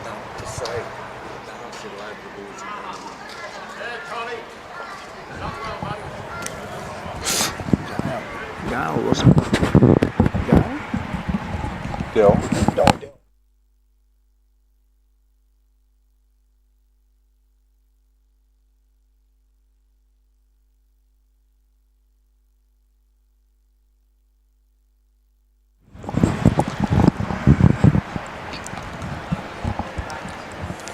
Yes, it's surprisingly bit of feedback from some of the Darling Downs group that come and support us in various events, and one of our players just come across and said they're watching the game and enjoying it.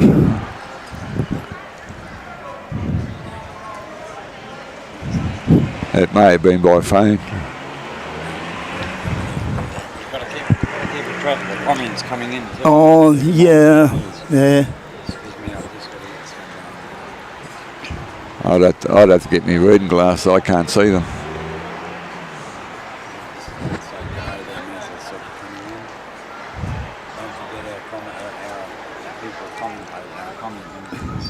Mm-mm. I worked with that guy. It was good to see him on board. Stephen Lowe. Yep.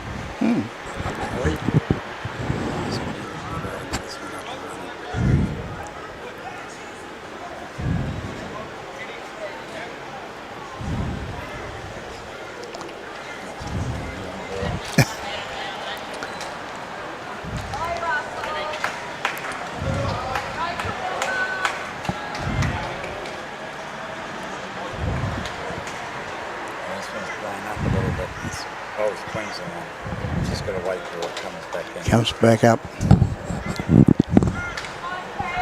Oh, he picked that little gap there precisely, and I see there's a comment here from Ronnie Byers. Now, Ronnie, here we are talking about Toowoomba. Ronnie moved from Toowoomba to Harvey Bay, to Bundaberg, to Bargara, sorry. I'll get it right in a minute. And for a number of years, he was the driving force behind South Toowoomba playing Premier League. Ronnie and Roz, hello, and how are you? I am very well. I am very well. Thanks very much, mate.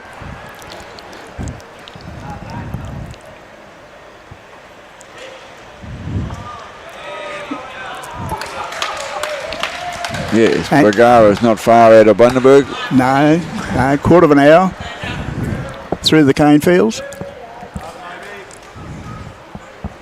They did some recent renovations as well. They did. They did, yes. They they got fully taken over by the RSL, and the RSL virtually demolished the old building and built a brand new one. Of course, they were very much knocked around, and the cyclone cyclone about 10-15 years ago, it physically picked up the whole clubhouse and moved it off its slab and sent it about 100 yards up the block of dirt. So where the old one landed, that's where they decided they may as well leave it. So what's remaining there at the present time is just the slab of where the club used to be. Yes, I know a few of the people I can see on the green here now go up there and play in their carnivals, and the advantage of that, and especially if you're on holidays or retired, or they tend to have one follow the other. One weekend is one carnival, and you travel another hour up the road or 2 hours up the road, and then there's another carnival, especially up from the Sunshine Coast. And one umpire's busy, the other one's now getting called out as well. Yeah, they're having a busy day today, that's for sure. Chris, I see that you want to know whether they have an hour warm-up or what.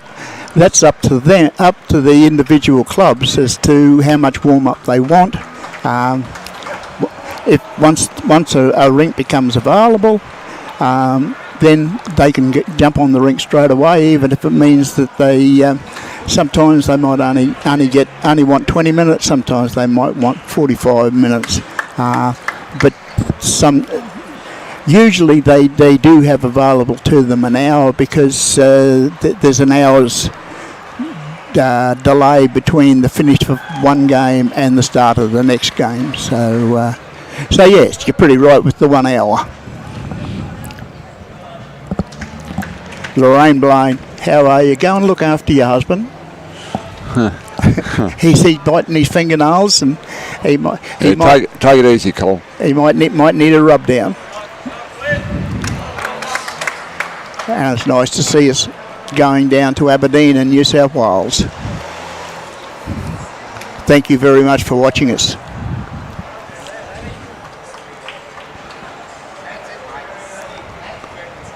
Yes, Bob's keeping track of the on-screen comments that are feedback coming through from anywhere and everywhere, which is good to see.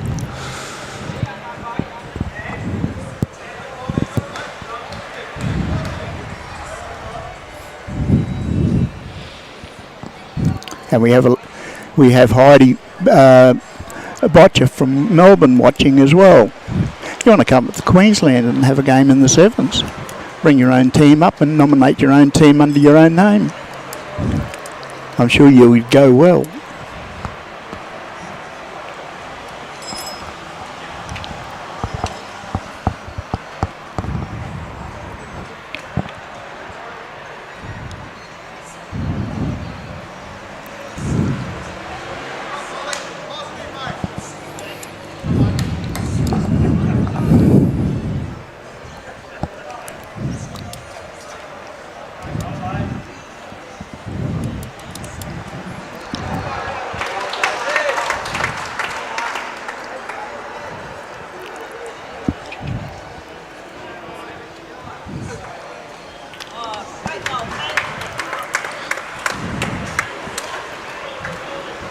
The 3-bowl pairs is looking to change the results around. Yes, that's it's in 1916 now. That's a big turnaround. It is.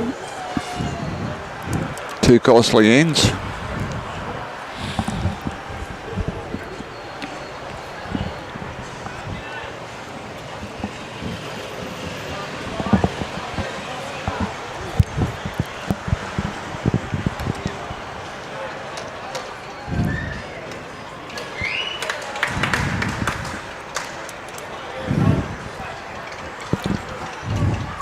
Our chairman, Shane Johnston, was telling me this morning when I arrived that we got something like 50 50,000 hits? 15,000. 15,000 hits from the live streaming from yesterday. Yeah. So, you know, that for a tournament that sits in southeast Queensland, that's a phenomenal exposure rate. The sponsors should be very, very pleased with such an exposure. Might mean more prize money next year. And it's also a means of catching up with people as well, that they see the comments and then throw in their own 2 cents worth, and yes, and it just builds that camaraderie throughout. it does, and you'd be surprised how it sort of starts off a conversation between different people. It's the halfway update. Halfway update for the other games that are being played. Right. The halfway updates is Tweed Heads have maintained their lead against Pine Rivers 2-1. That's in Division 5. Toowoomba has maintained its lead against Ipswich in Division 3, 2-1. And in Division 4, Pine Rivers has maintained its lead 2-1 against Caboolture Lakes. So that's at the halfway mark. So let's see what the second half does, or brings, I should say. Yes, I know a lot of people in both those teams, from Caboolture Lakes and the Pine side, that I've played many a game of pennants with and for both clubs.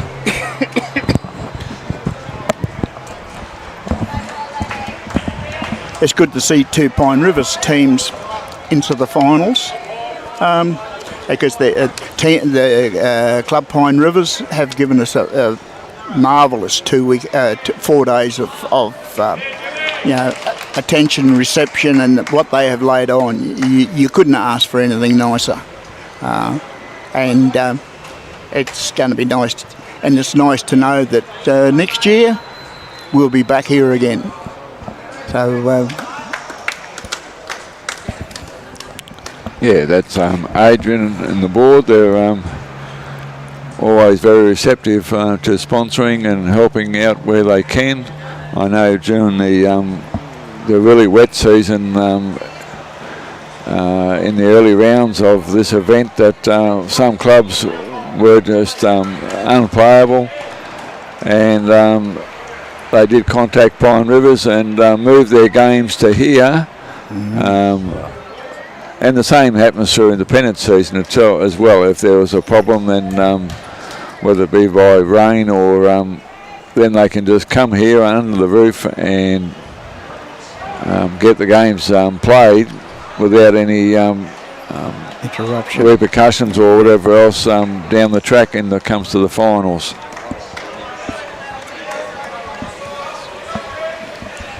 Oh. We would like to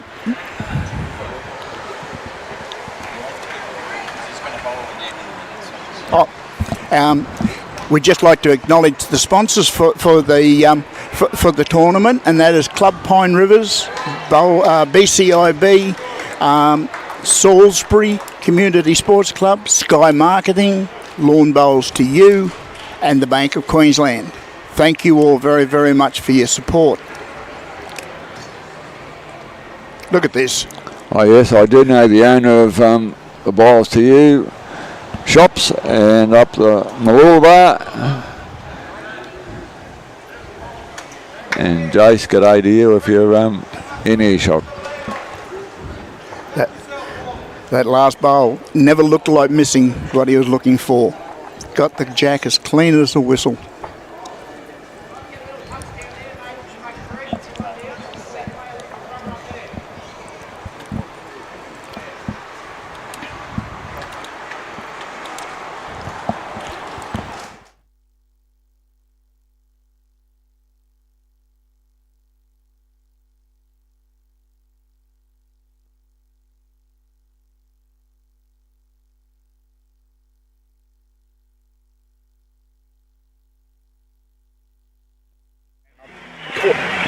Yeah, I couldn't see it off.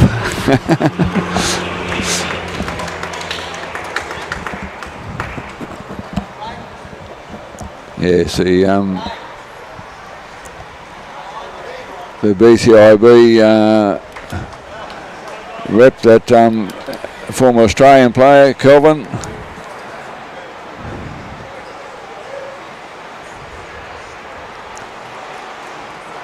He's also a character when it comes to the BPL as well.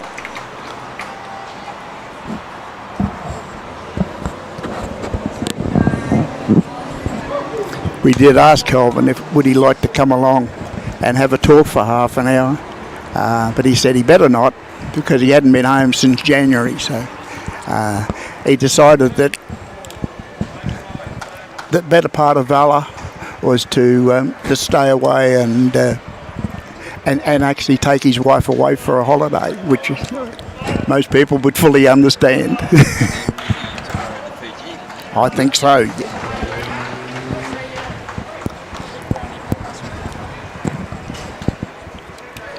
Yeah, it's not a bad destination to go to either, I suppose, in the greater scheme of things. No.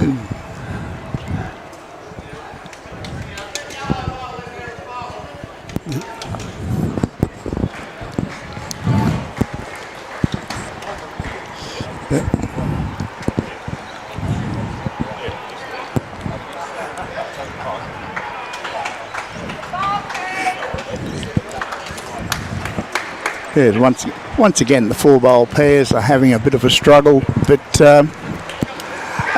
the other two are sort of right in the mix for McKenzie Park to get them home. Not McKenzie Park.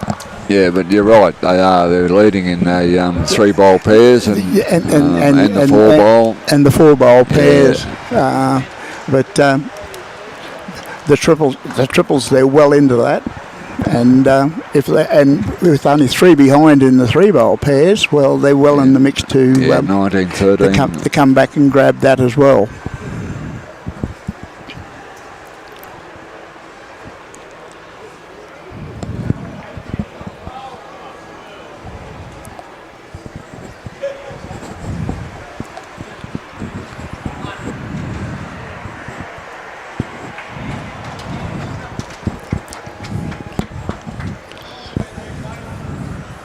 Peter was talking before about the beauty of having a roof over your head. Yesterday we had scuds all day that would have been enough to send you off the green. We didn't miss a beat, and right up until the game last night finished at around 8 o'clock. It was still drizzling rain, but it didn't worry anything here at all. Great bowl, Neil.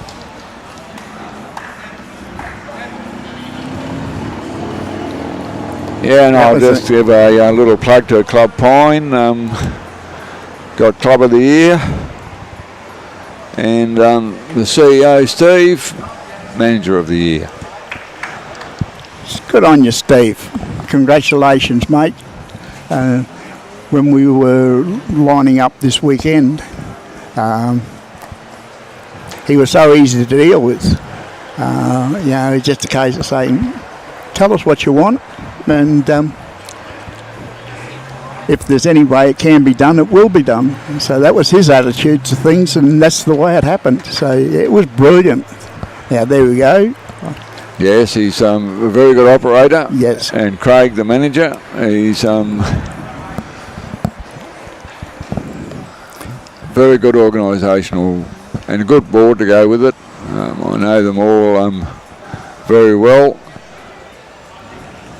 as I'm still a joint member of this facility.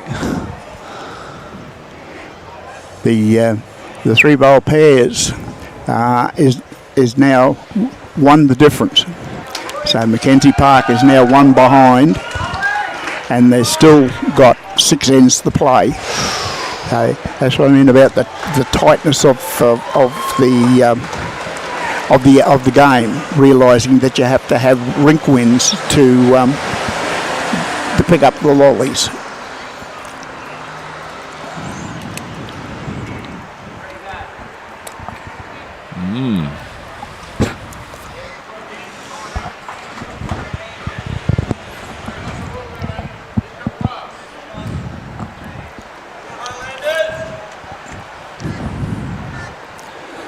Bob Cheshire of McKenzie Park is sitting back in his lounge chair watching this game, and he should be very, very pleased with the way his boys are going.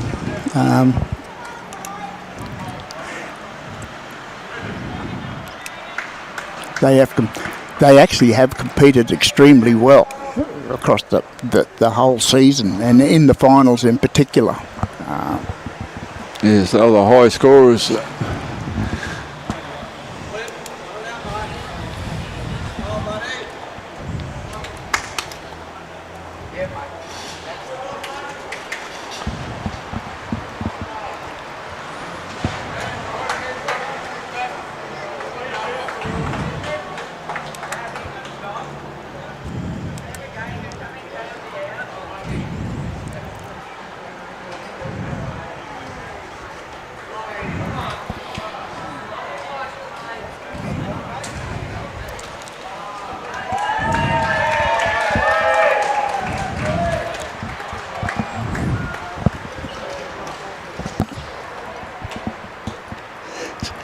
Somebody's played a good shot on the second green with Toowoomba and Ipswich.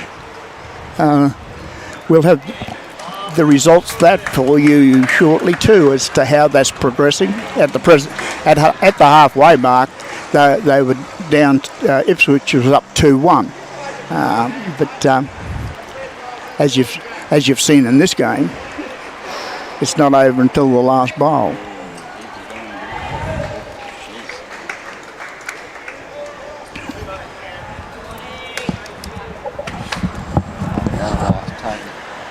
I'm going to ask Tony over here which side of the board they're on.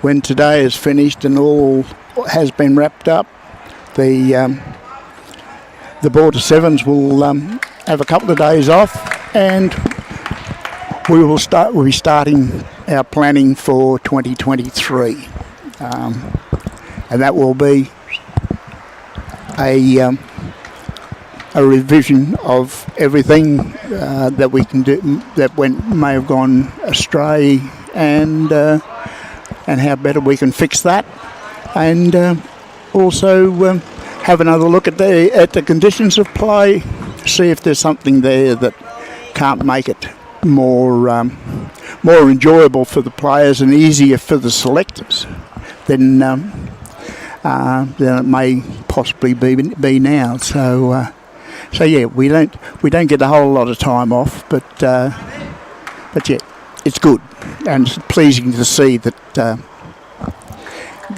the crowd of spectators here today and for the 4 days have been, I won't say as good as the BPL, but the deck is full. So yeah, congratulations to the spectators too for coming along and putting some atmosphere into this game.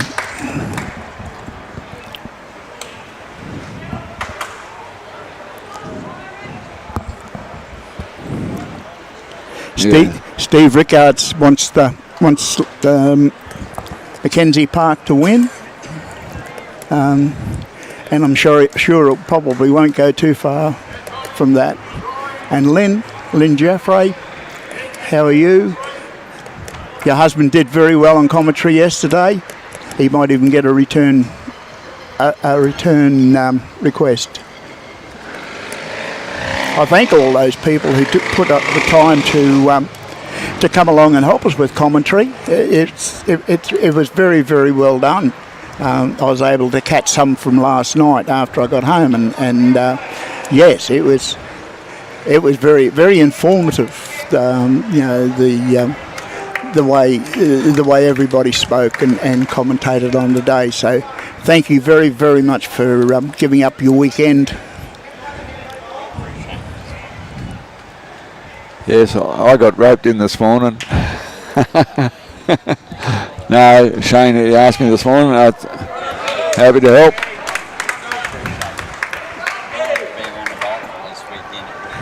Yeah, I just see Ken arriving now. He's going to be tied up playing, so his thoughts are elsewhere.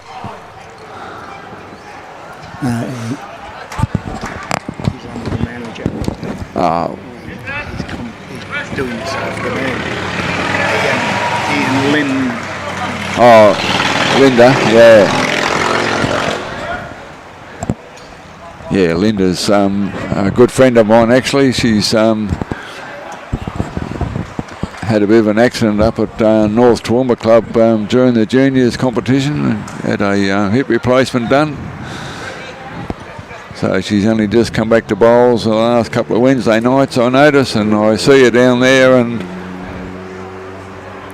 waving away there. She's good operator. She's part of the Bowls Queensland. Look at this bowl. Committee. Look at this bowl. What brilliance. What brilliance. Good on you, Kev. Excellent. I did.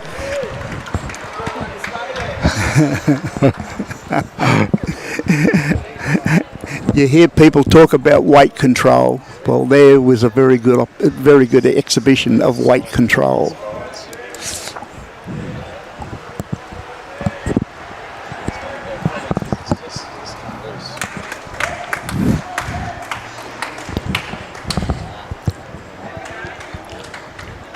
If anybody watched the UBC from Dandenong during the week, Aaron Tees and Corey Wedlock, they put on a show of touch bowls, and it's some of that.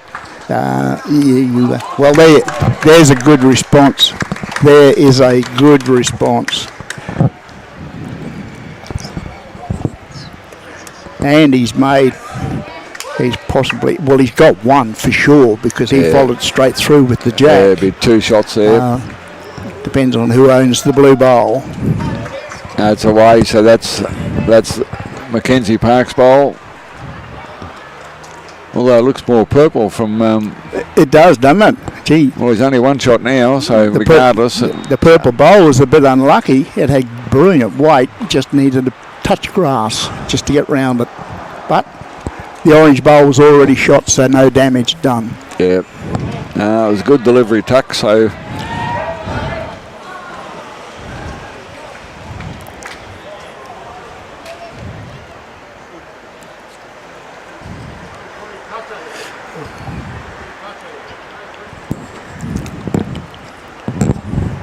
After watching these bowls, this game got me intrigued. I'm too busy watching instead of talking.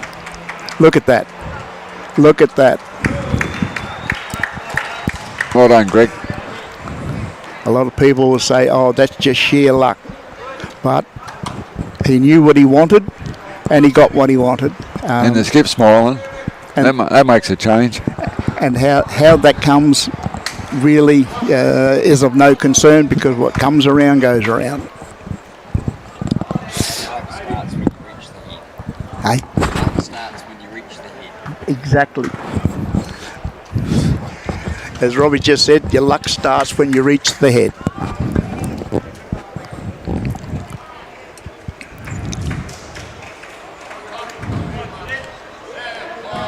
Oh, we wanted a little slider off. Oh, I'll tell you what. Wrong one. He almost got the equaliser as far as luck is concerned. But like we've been saying, the players are in there try and win as much as they can, and you only got to look at the quality of bowls that's being played just on this end to give you the idea of the mindset of the players.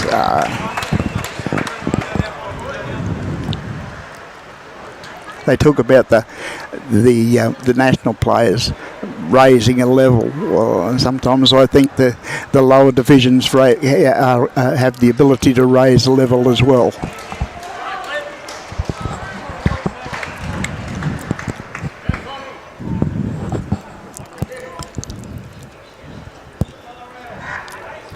I don't know whether you can see the head on the rink next door of the triples.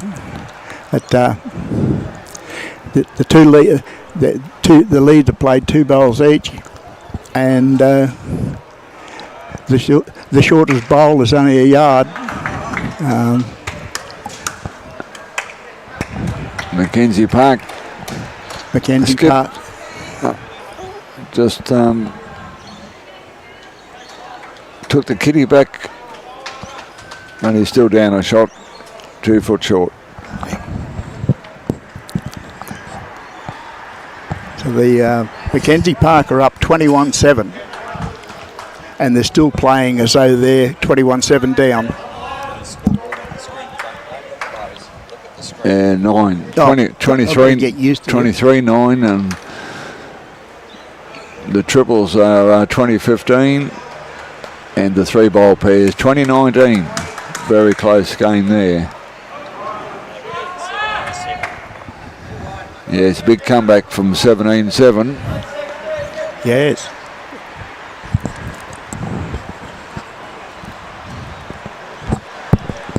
But what about the 3 bowl pairs?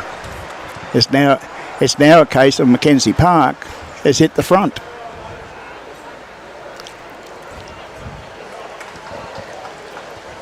Hit the front with four ends to go.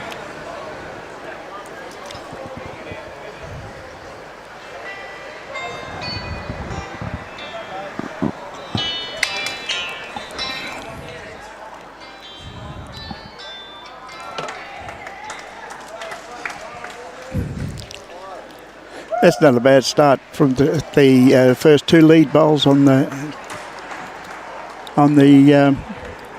pairs rink. And here's another good reply as well. Just pulled up a fraction.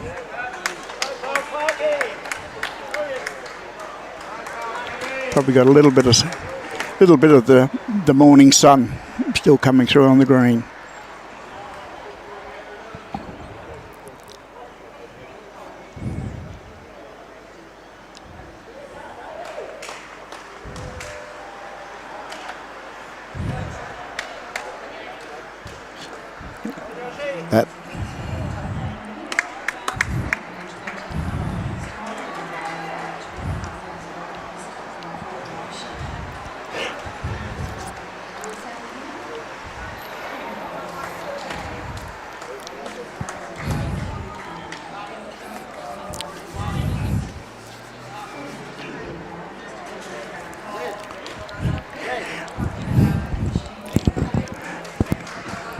The game this afternoon in the first division will be between Bribie Island and Kalanga. Now, Bribie Island is the first year in, and they have their divisions 1 and 2 playing in the final this afternoon. So what an effort from Bribie Island, and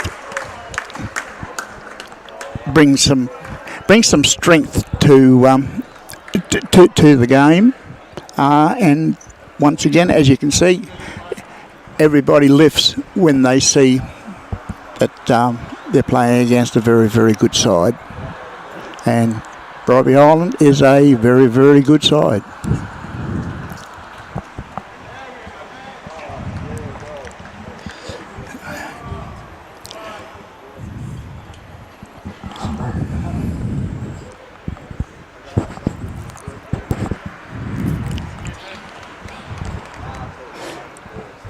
I'm just trying to look for some results from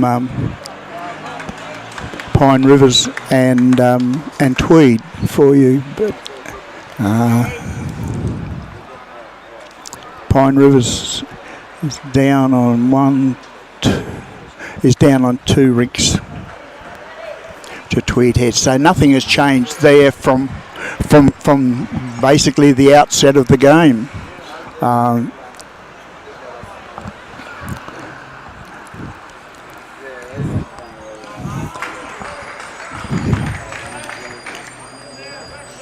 The other game between Toowoomba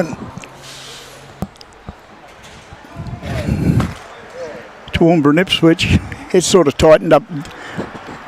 The four bowl pairs has tightened up a bit, but it's still got Toowoomba in front. Ipswich is in front on the triples. And Ipswich is in front on the pairs.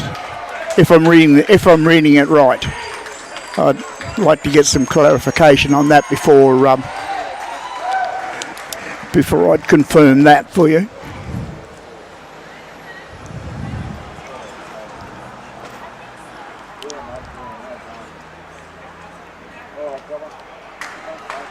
Next year, as far as sevens is concerned, we'll not see a lot of change. The new format was extremely well received. And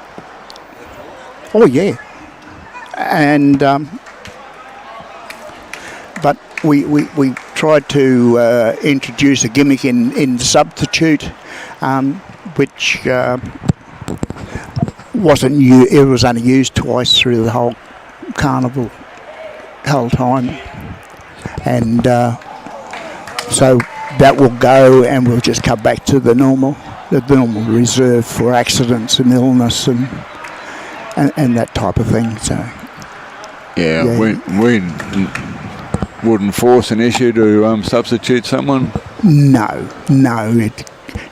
it actually creates, when you think about it, it actually creates a little bit of disharmony when you start saying to one player, well, we don't think you're performing, we're going to put on somebody else. But I know of a case yesterday that the team member himself said he wants to get pulled out because he wasn't performing. That's exactly right. That's exactly right, because they came up and saw me and said, we've got a guy here that wants to pull himself off because he's not playing well. And at the time too, I must admit, the team was getting a bit of a hiding. He went off and the new player come on, and they came back. They couldn't quite close the gap, but they made a damn good effort to try and do it. Yeah, and got through 2-1, so yes, they're here today playing, and they're a little bit happier. Mitchell Mears, how are you?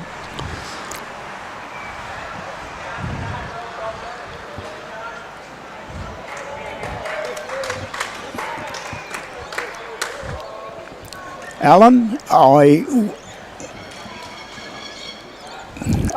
will give you the update on the Tweed game. Currently, Tweed are up 2-1 against Pine Rivers. But from where I am, I can't quite see how many ends they have to go. But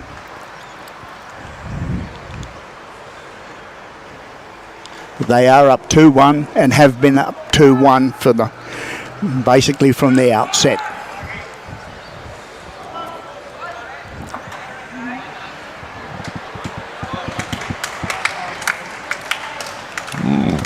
Well,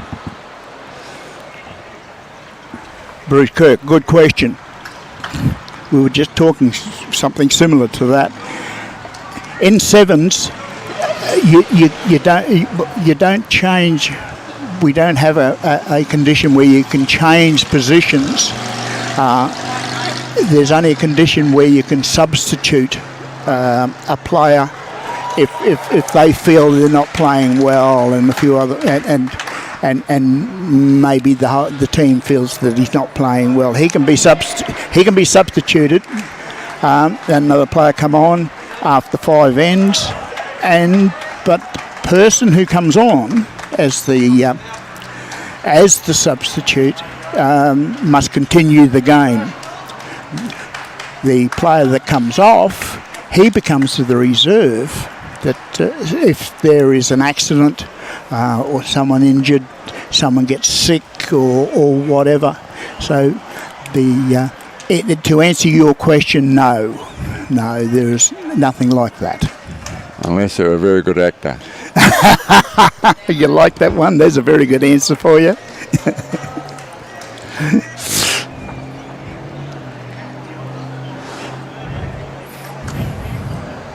And the other thing with that would also be they couldn't be the skip. As in most events, that a player comes on, then they'd have to. Yeah, well, that condition has been around for quite a while. Yeah. And it's even before my time.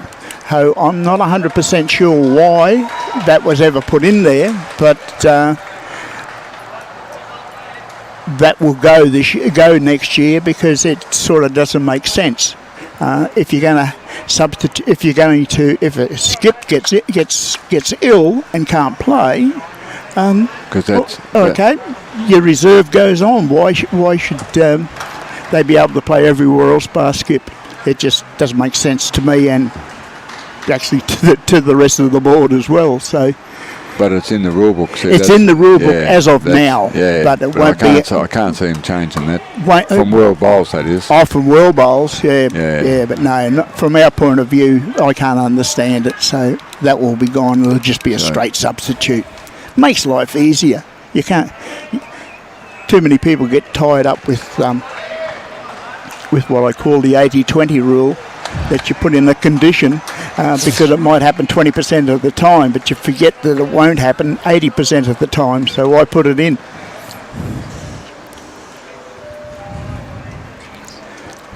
Hey Pete, how you going, mate? You still got that COVID? Or have you given it to somebody else, or just put it in the bin?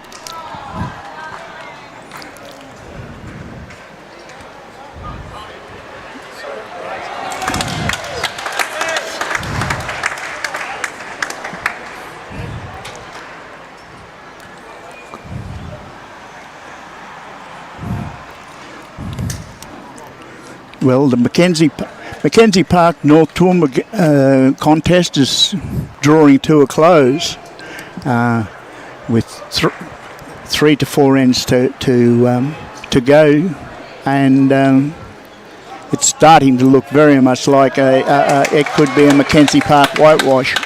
Unfortunate for North Toowoomba, considering too that they also have to they find players for Premier League as well as this game as well, and being a relatively small country club, so to speak, we're doing all right. They're doing very, very well indeed. Yeah, this is the furthest we've gone in this event. When they made the quarterfinals, that was the best they've ever done. So you can't complain about that. No. And there's a few others that have gone a lot further this year than others as well. Caboolture Lakes was the dark horse that performed extremely well. Bramble Bay always are there in the mix. The same with Kalanga and Chermside, and also what's the other one?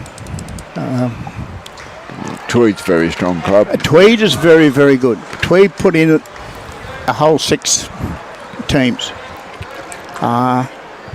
and they had 2. They had 1 win and 1 lose yesterday in the semis, and they got the one that won into the finals today, and looking very much like they're going to win that as well. So congratulations to Tweed. And bear in mind too, there's another Premier League club that has to find people. They also play Max Morris. So it's a big job for the selectors at Tweed. But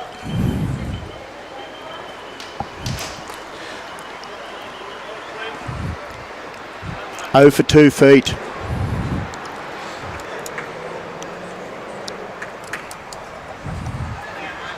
Well, I think you said that was the Blue Bowls North Toowoomba's anyway, isn't it?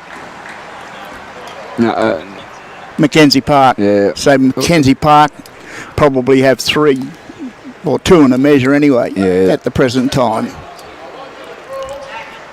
the purple bowl and the black bowl are North Toowoomba's, and they look to be about 6 inches out.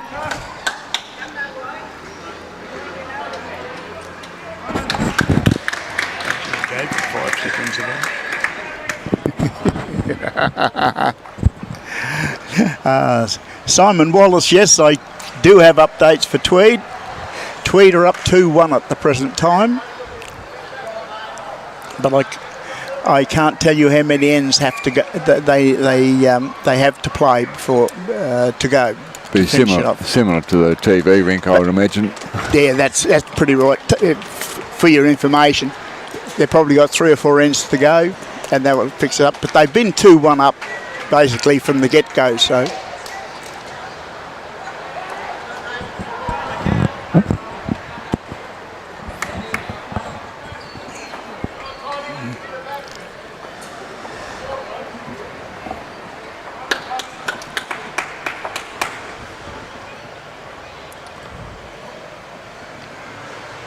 McKenzie Park just picked up another end in the triples. 3 ends to go.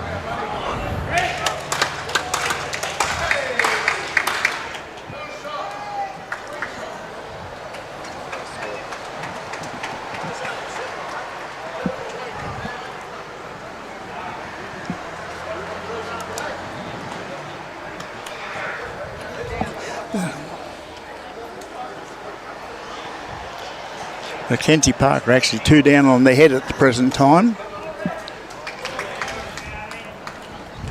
And the third is calling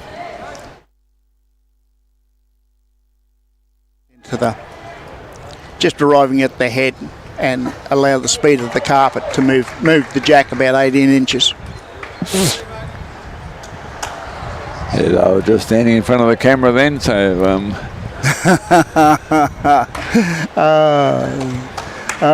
luckily they're friends with Gary. The luck of bowls. He was sitting out on the wing just minding his own business. Next thing you know, he finished up in the count.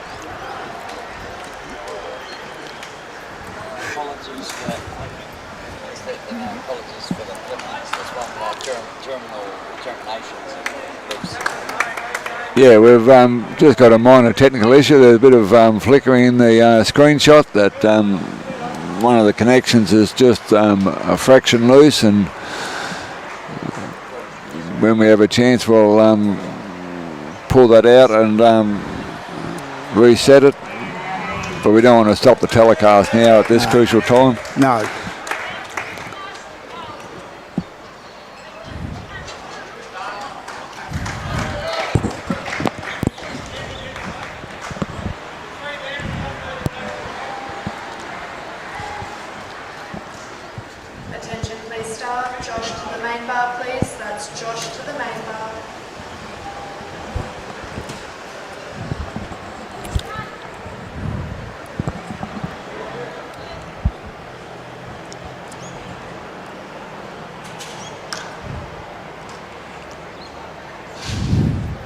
Geez, beautiful weight. Yep. Beautiful weight, jack high. And he was interested for a while. He followed it down a little bit. He did. Yes. Yeah.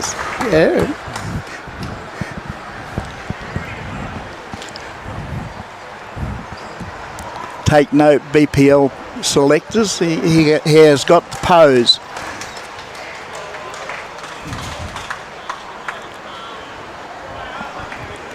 when we finish up here today, Club Pine Rivers only has a very, very short break of about a month. And then they have BPL here for a week. And they have to transport or change. Beautiful bowl, resting toucher. And I can't labour the point enough. One to North. They're into the finish. They play to the finish. But yeah, Club Prime Rivers have to get themselves ready for BPL, which is no mean feat when you consider what it looks like now in comparison to what it'll look like at BPL time. That is around I think it's about 22nd of May, I think it starts. If that's a Tuesday, usually goes Tuesday to Friday. Yes. And that's well worthwhile coming down to see because they play all day. And you can come down in the quiet of the day and watch a few games, and actually the players are a lot more relaxed then too, because so you can come down and have a chat with them.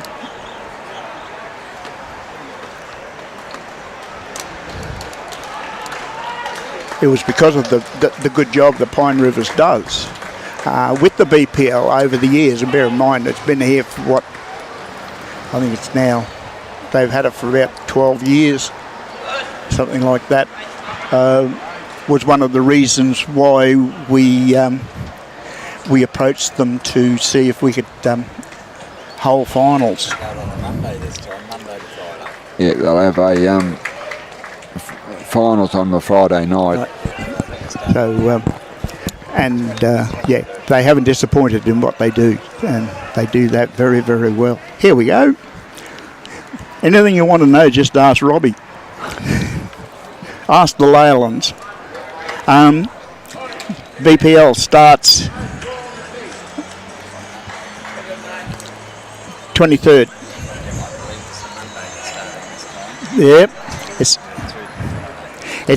It's now a 5-day week. It starts on the 23rd of May, Monday, and finishes on the Friday night of the 27th. So that gives you plenty of time to sort yourself to come down and have a good day. I'll be working Friday night. Not as a player, I imagine. No, and not to mention, apart from the BPL players, there'll also be the Cup players as well from each state. That's exactly right too. Yes.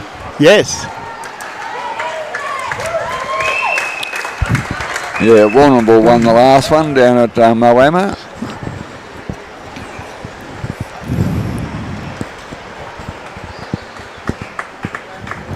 Yes, the club BPL game, Cup. Yeah. BPL Cup.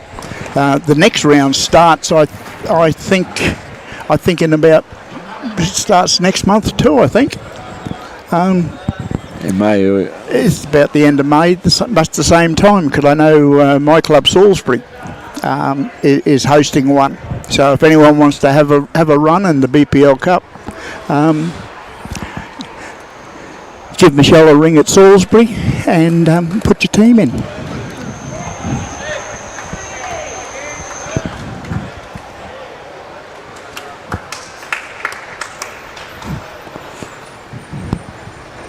Gee, some of these players are playing depth bowls.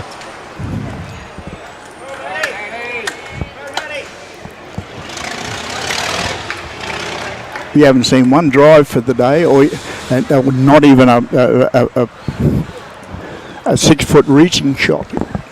It's all been done on the on sort of the draw mentality. It's pleasing to see. You can tell that by the state of the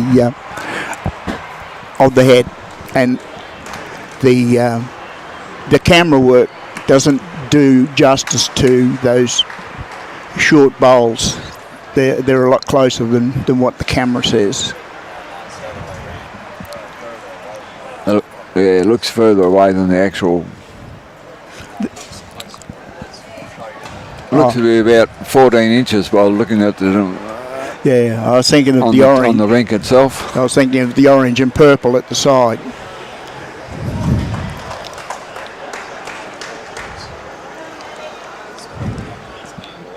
No.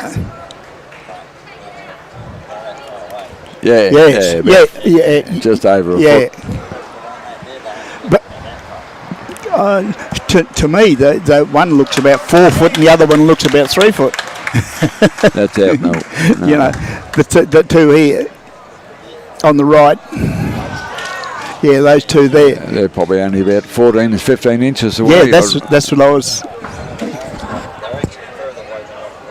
Oh. Robbie just says they're further away than what they look. But Trust what you see on the screen or distance.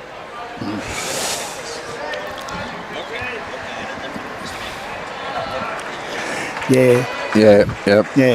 Well, looking at it in live, they do sort of. They do look like a 3 foot, 2'6".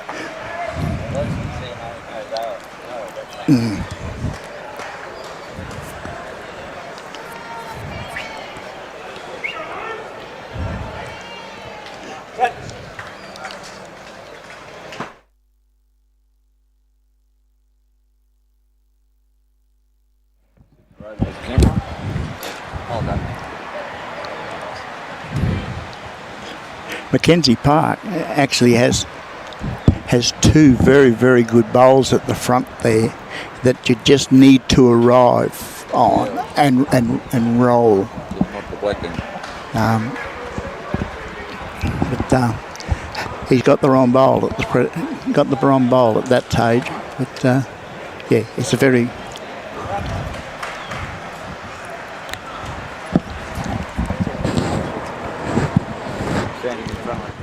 It's an extremely good shot to use, just arriving at the short bowls and turn them over once or twice, or turn them out and stay.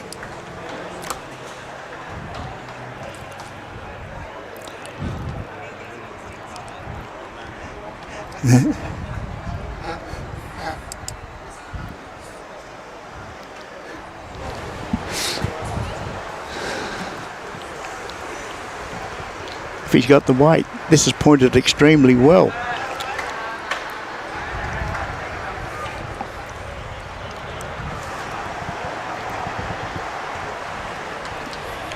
And looking at that, I don't think he's done himself any damage either.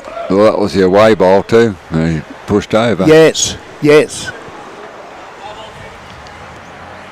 So,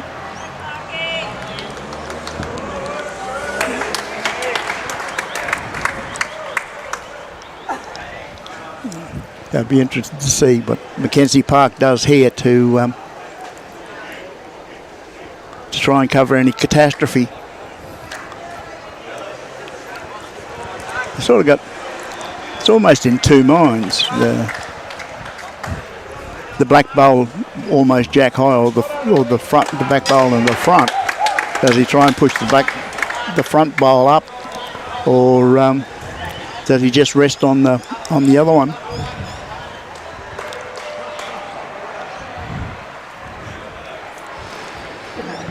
He's gone for the draw around everything. And look at that. Beautiful bowl. Beautiful bowl. Would have reached it very nicely even without the touch in the front.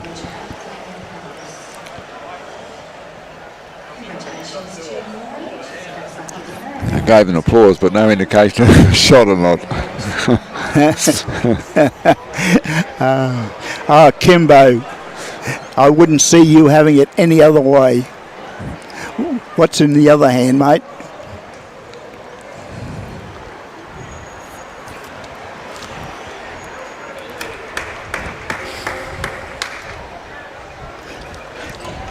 Oh, great bowl, Neil.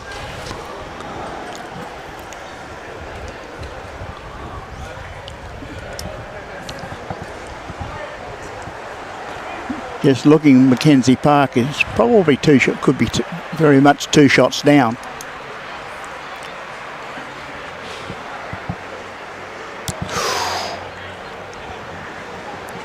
But that's the last bowl. Here comes the last end. 2. Yep. To the North Toowoomba. Yes. It's all over Yep. in that rink. Yeah. So you... Yeah, they're down over the board, so... Yeah.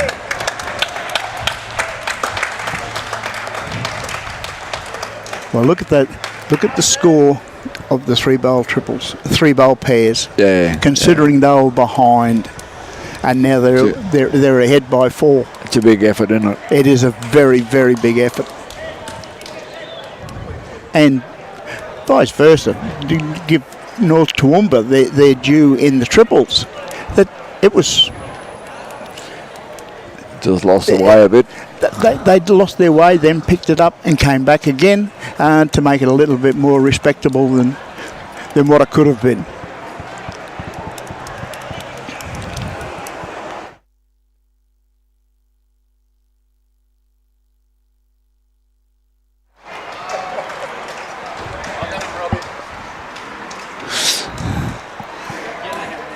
Here we go, the last end. McKenzie Park puts one on about a foot away from the jack.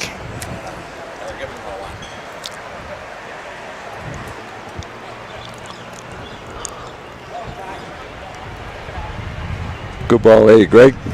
Very well done. What a reply.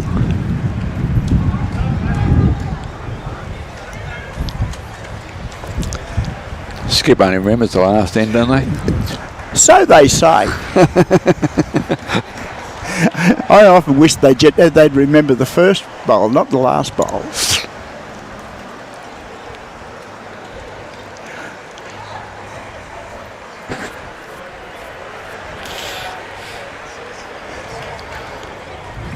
In the Tweed Heads Pine Rivers game, one of the pairs has just finished, and Tweed have got that 26-22 by the look of it. According to the board. No, that's this game. Yeah, they've got it 17. Oh, you're talking down. Yes. Tweed. Yeah, Tweed. I think it's 21-17, and they haven't put up the last end by the looks of it.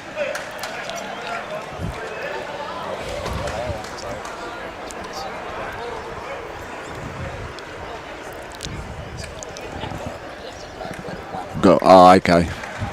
So it's the 3-bowl pairs. It looks like it's all over 27-22. Yes, and congratulations to McKenzie Park. And the 3-bowl pairs are up 18-11.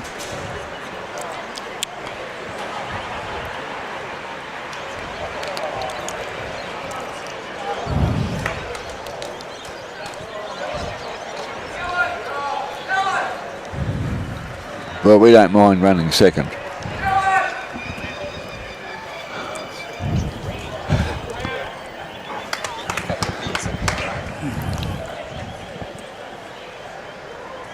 Our chairman's here watching, so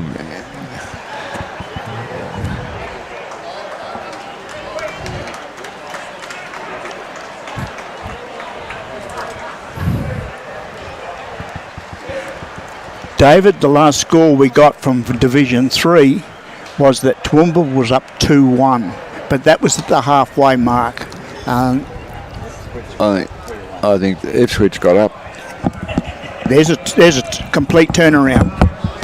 Ipswich was down 2-1 at the halfway mark. Now it looks like they're up. They're up 2-1. Hey, there. Not only up 2-1, they won 2-1. Yes. The Division 3 game has finished with Ipswich winning 2-1. The 4-bowl pairs would have been 31-15.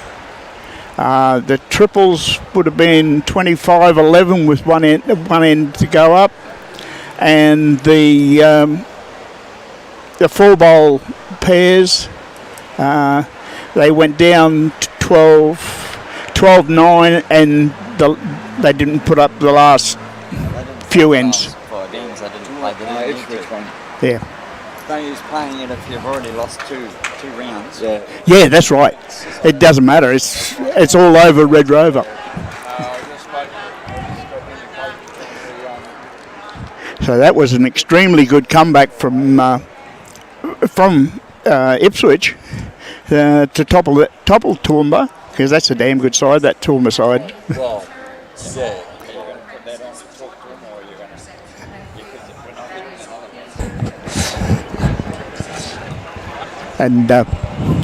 And they have had Toowoomba have had that side together for a number of years too. So, but there again, so has Ipswich.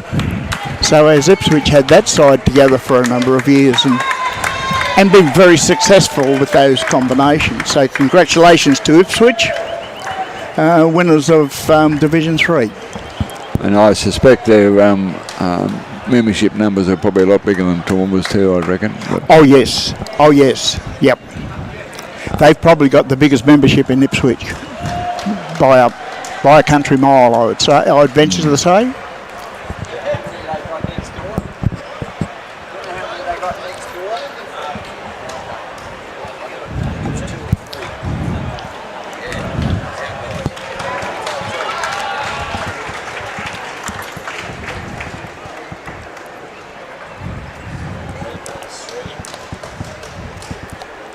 yeah, they should finish the scoreboard off. That way it makes it easier for everybody to read. Yeah. At least it's not close enough to really worry.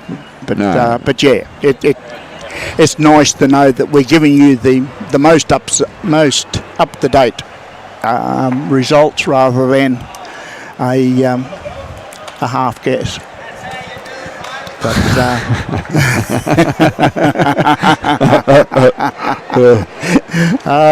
the skip finished in a blaze of glory.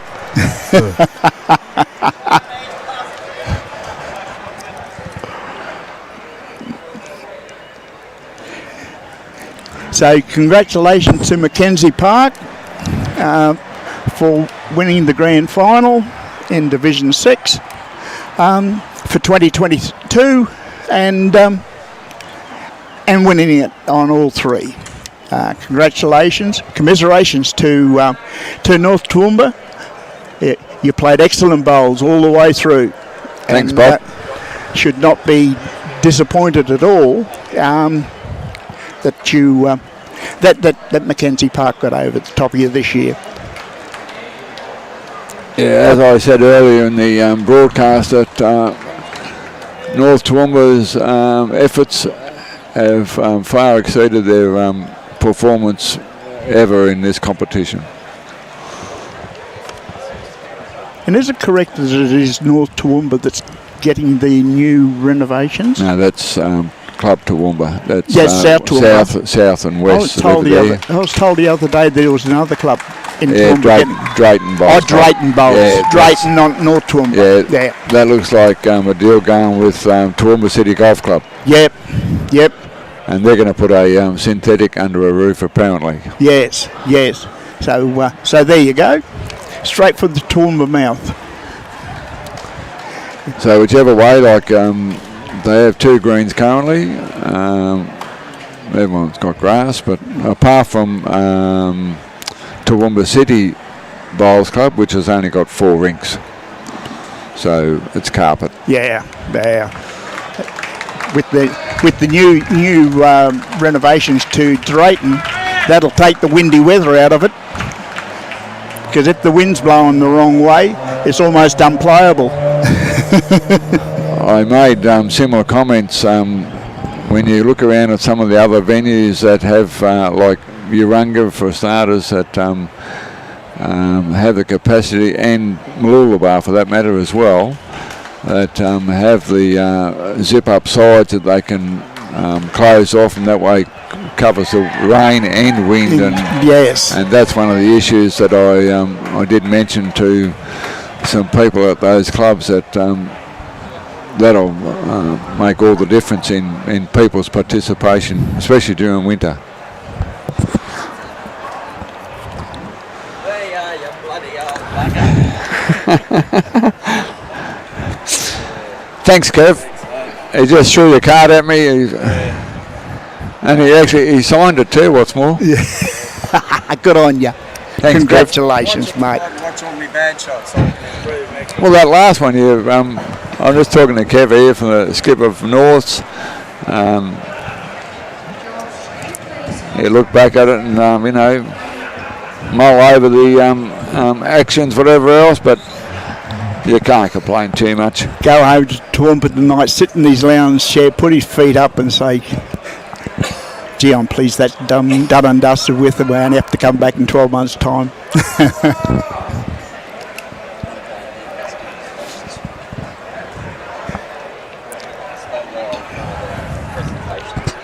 Oh, we're staying live for the presentations, folks, so that's the sponsors are very good, especially Club Pine, my dual membership club, and BCIB, the bowling insurance. I know they do a good job, and they support a lot of clubs in Queensland and northern New South Wales, and probably elsewhere as well. And Salisbury Community Sports Club, I have actually been there a couple of times, and the big fellows is his home territory, along with Sky Marketing, Lawn Bowls to You, and Bank of Queensland. Sky Marketing actually have made our last 3 uniform shirts, and they make the one that we're currently using. They made that as well. So they're very, very good people who know what you want and understand what you want. So, and Lawn Bowls to You, well, they've been sponsoring us for probably close on 10 years. BCIB is when we became Q7s Incorporated. BCIB came and gave us our insurance. Salisbury Community Club is Salisbury Bowls Club, who we actually is our head office for Q7s, and Club Pine Rivers. Well, what can we say about them? Everything about them is magnificent, and we couldn't be happier being here. Bank of Queensland have been with us for a number of years too, so they're all long-term sponsors that will continue with us into the future, and hopefully grow with us. I know Lawn Bowls to You now has a shop out at Manly, and that in fact is their new shop. They have sold the shop at Sunshine Coast at Curramundi. I didn't know that. Yeah. So another rink finishes in the Pine Rivers South Tweed Heads. Yeah. Well, I need the cards. That's all. I've got one. And that's and the board saying 22-17 to Tweed, 19-12 to Tweed, and looks like 19-7 with the other pairs to Pine Rivers. So Tweed Heads have got up on two rinks to one there, and will be the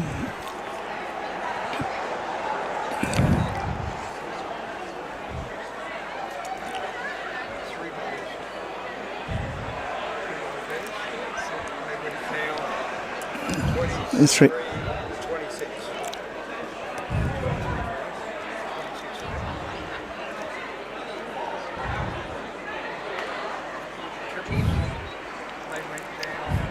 And the Tweed Head Pine Rivers game was Division 5, so Tweed Heads is the winners of Division 5 for 2022. Congratulations to them and commiserations to Pine Rivers.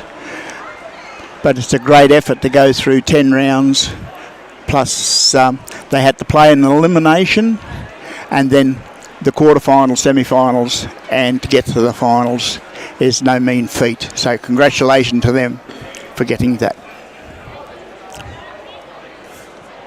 Summary of the scores, actual scores overall were 77 shots to McKenzie Park to 56 for Toowoomba, North Toowoomba. Not to be confused with Toowoomba. Yeah. So we can.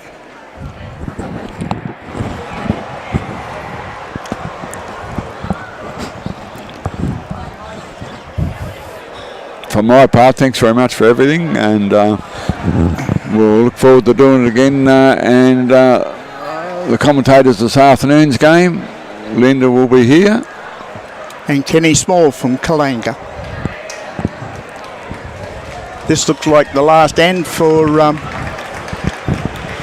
Pine and Tweed, and once they are finished and got themselves organised,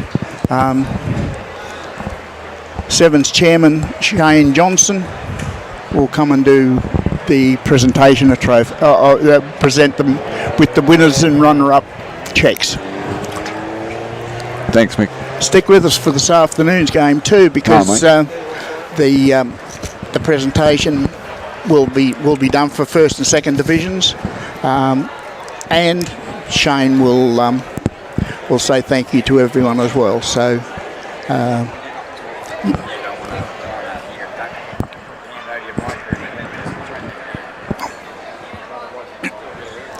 Oh, true.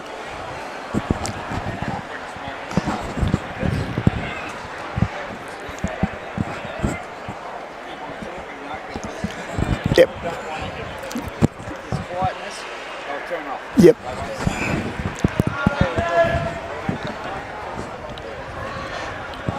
So, looking at the last game of this morning's session, I know the white bull sitting over there. They belong to Kevy Fuller from Pine Rivers. So it looks from here the Pine Rivers has got one shot. I can't see the colour of the bowl direct off to the right of.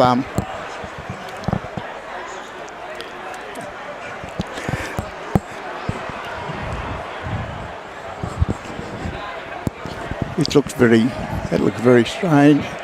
I'd say must be only one down, because it looked like Tweed had a little running shot. A little bit unsuccessful, but you know, even though it's the last end, they're still trying to get a shot.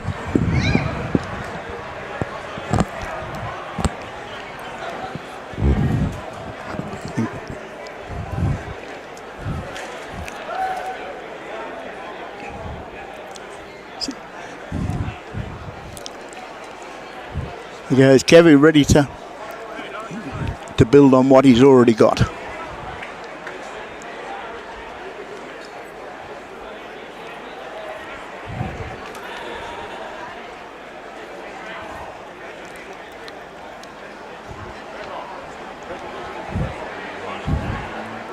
Held out on him a bit there, but I think he wanted to have one near the ditch anyway.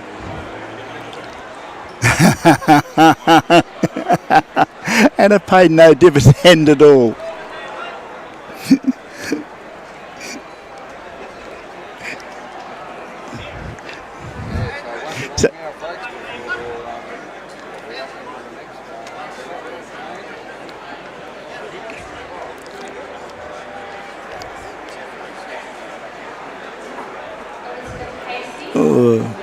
Yeah. Very hard to come back from trying to playing a position shot bowl like he did with his first, and then come back and draw the absolute shot.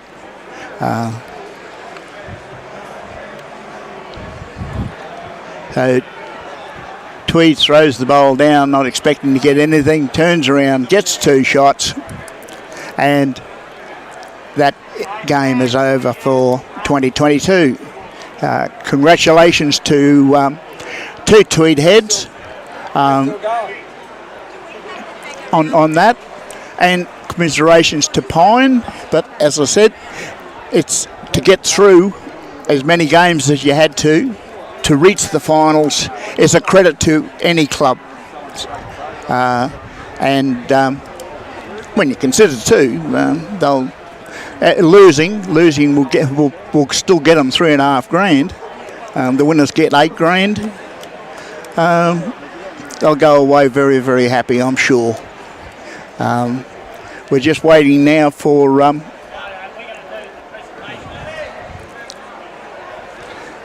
so I will say goodbye for now. Presentation. I thought. But somebody's got to come in here and talk while they're doing the presentation. Oh right. I thought. Oh, that doesn't come through here, does it? No, it doesn't. No. Try and set up a microphone real quickly. Yeah.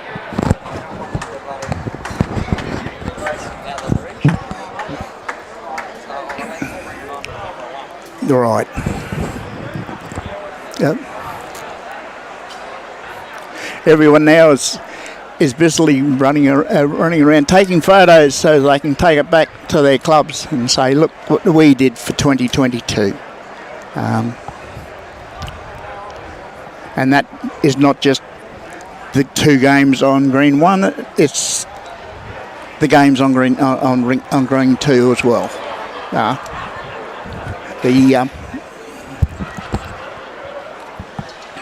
The other game we tended to forget about on the other green was the game between Caboolture Lakes and Pine Rivers. And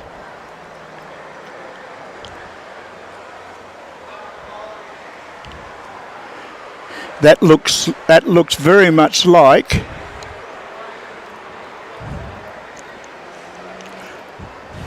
it went 2-1 to Pine Rivers against Caboolture Lakes. So that is in Division 4. Congratulations to Pine Rivers. That makes up for the narrow loss they had in Division 5. So, yeah, but it's not bad for the number of teams that they had in. To get 2 of them to the finals, get runner-up in one, and be the winner in the other. So I'm sure they will be very, very pleased with that result. Caboolture Lakes, they are a club that they support us every year.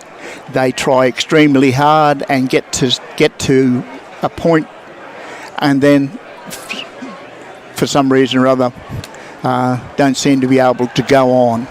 This year they have done that very successfully. So Club Caboolture Lakes, very well done, and congratulations for making the finals and putting up such a good display of bowls in the finals to go down to a side that Pine Rivers is considered a power club, and they have great numbers as opposed to yourselves. So, makes it even more magnificent for you to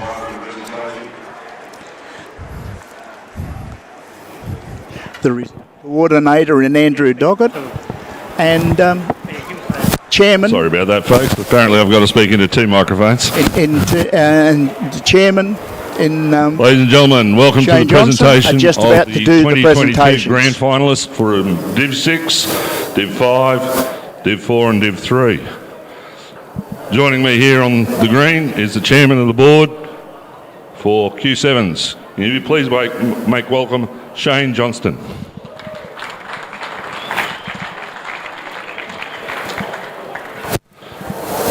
saw today, it was a great competition, but unfortunately we do have runners-up in this competition. And in the Div.6 runners-up, please welcome North Toowoomba.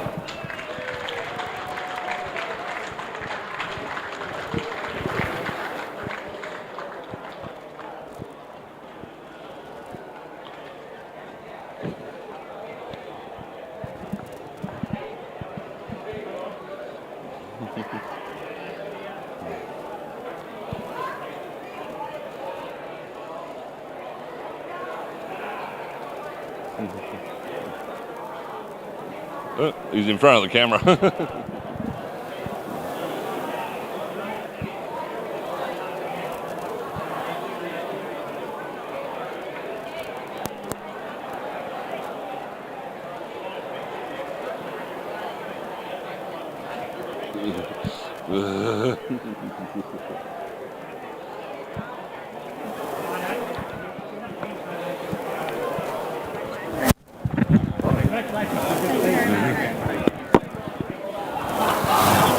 In every competition, ladies and gentlemen, there is a winner.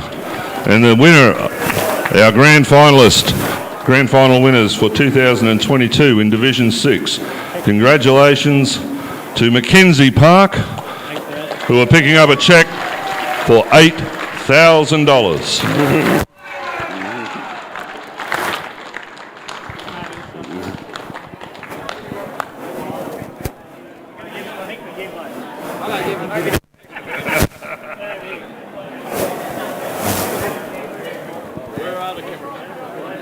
Camera's right in front of you.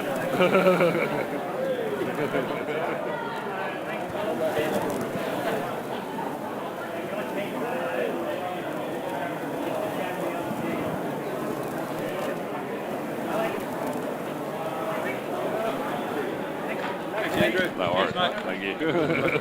Andy. I'll catch you out there. I'll see you over there for a beer later. Big dog. Right, mate. I'll be out there in the winter.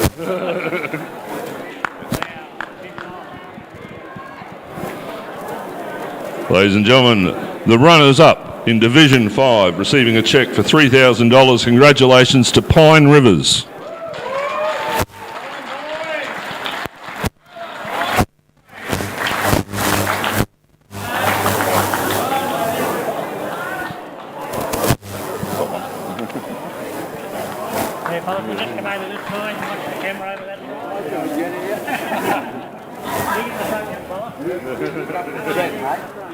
Give him the check.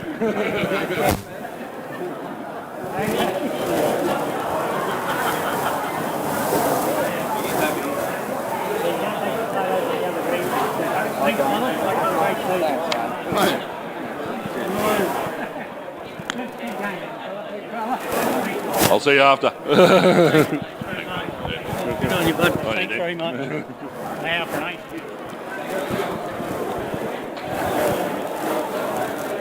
Our Division 5 champions receiving another cheque for $8,000. Congratulations, Tweed Heads.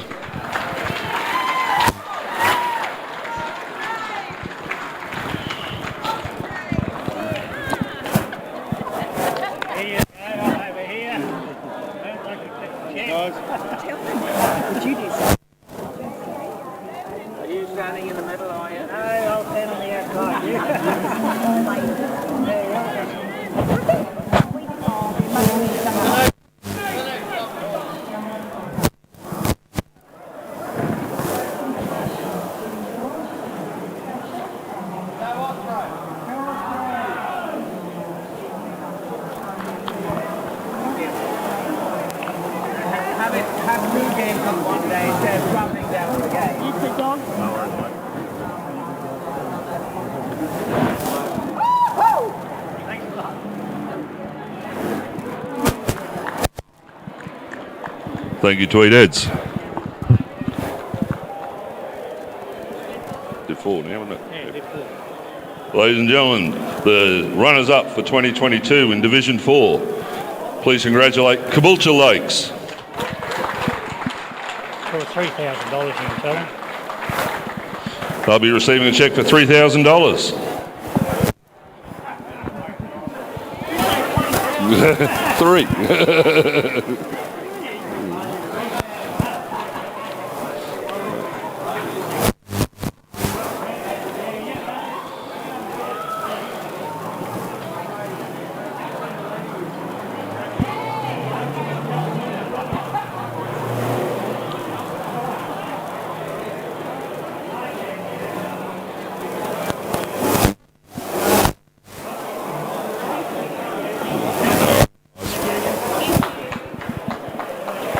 Thank you, Caboolture Lakes. Division 4 champions for 2022. Congratulations, Pine Rivers. Check for 8,000. You're about to receive a cheque for 8,000, which Crackers wants you to make over directly to him.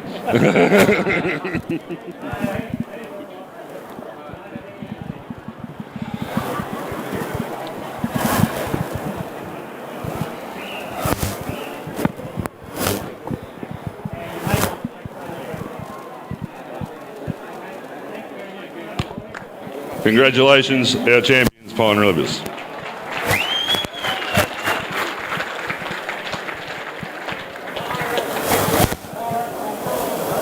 The runners-up in Division 3 for 2022. Congratulations, please, Toowoomba.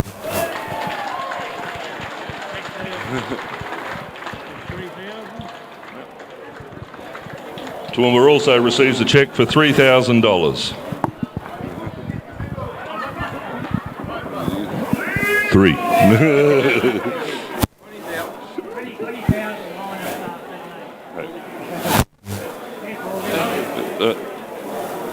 Oh, here I was thinking we'd have a streaker on the green. Excuse me, love. Excuse me, love. Not in front of the camera.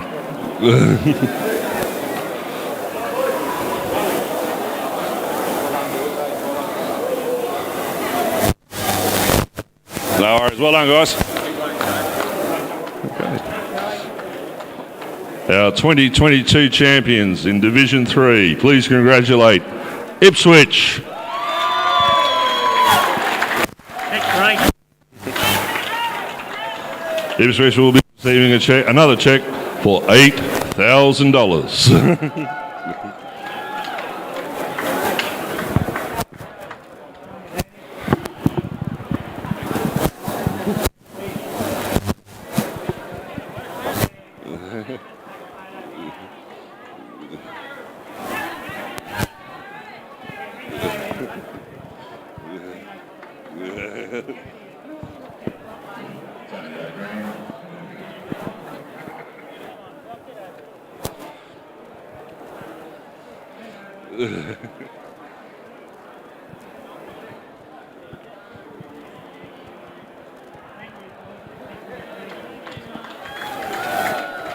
Congratulations once again to Ipswich.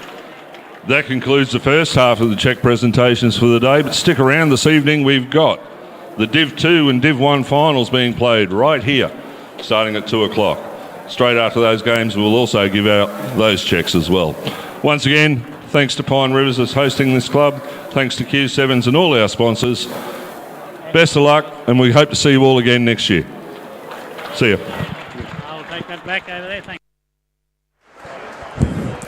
Well, people, that is all presentations done for 2022 for the games played so far, which are Divisions 3, 4, 5 and 6. Coming up, we will have Divisions 1 and 2 starting at 2 o'clock.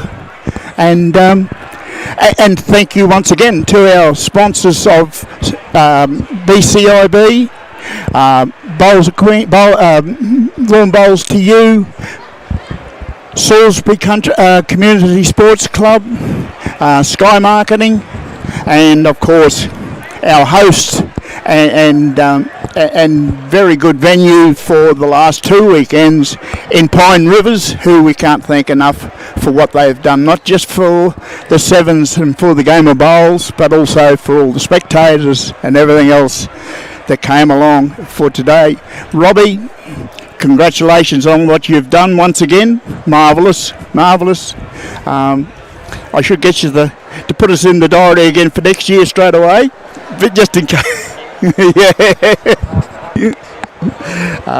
No, Robbie, for a fellow who is not a trained television technician, he does a marvellous job in the way of television, I can tell you.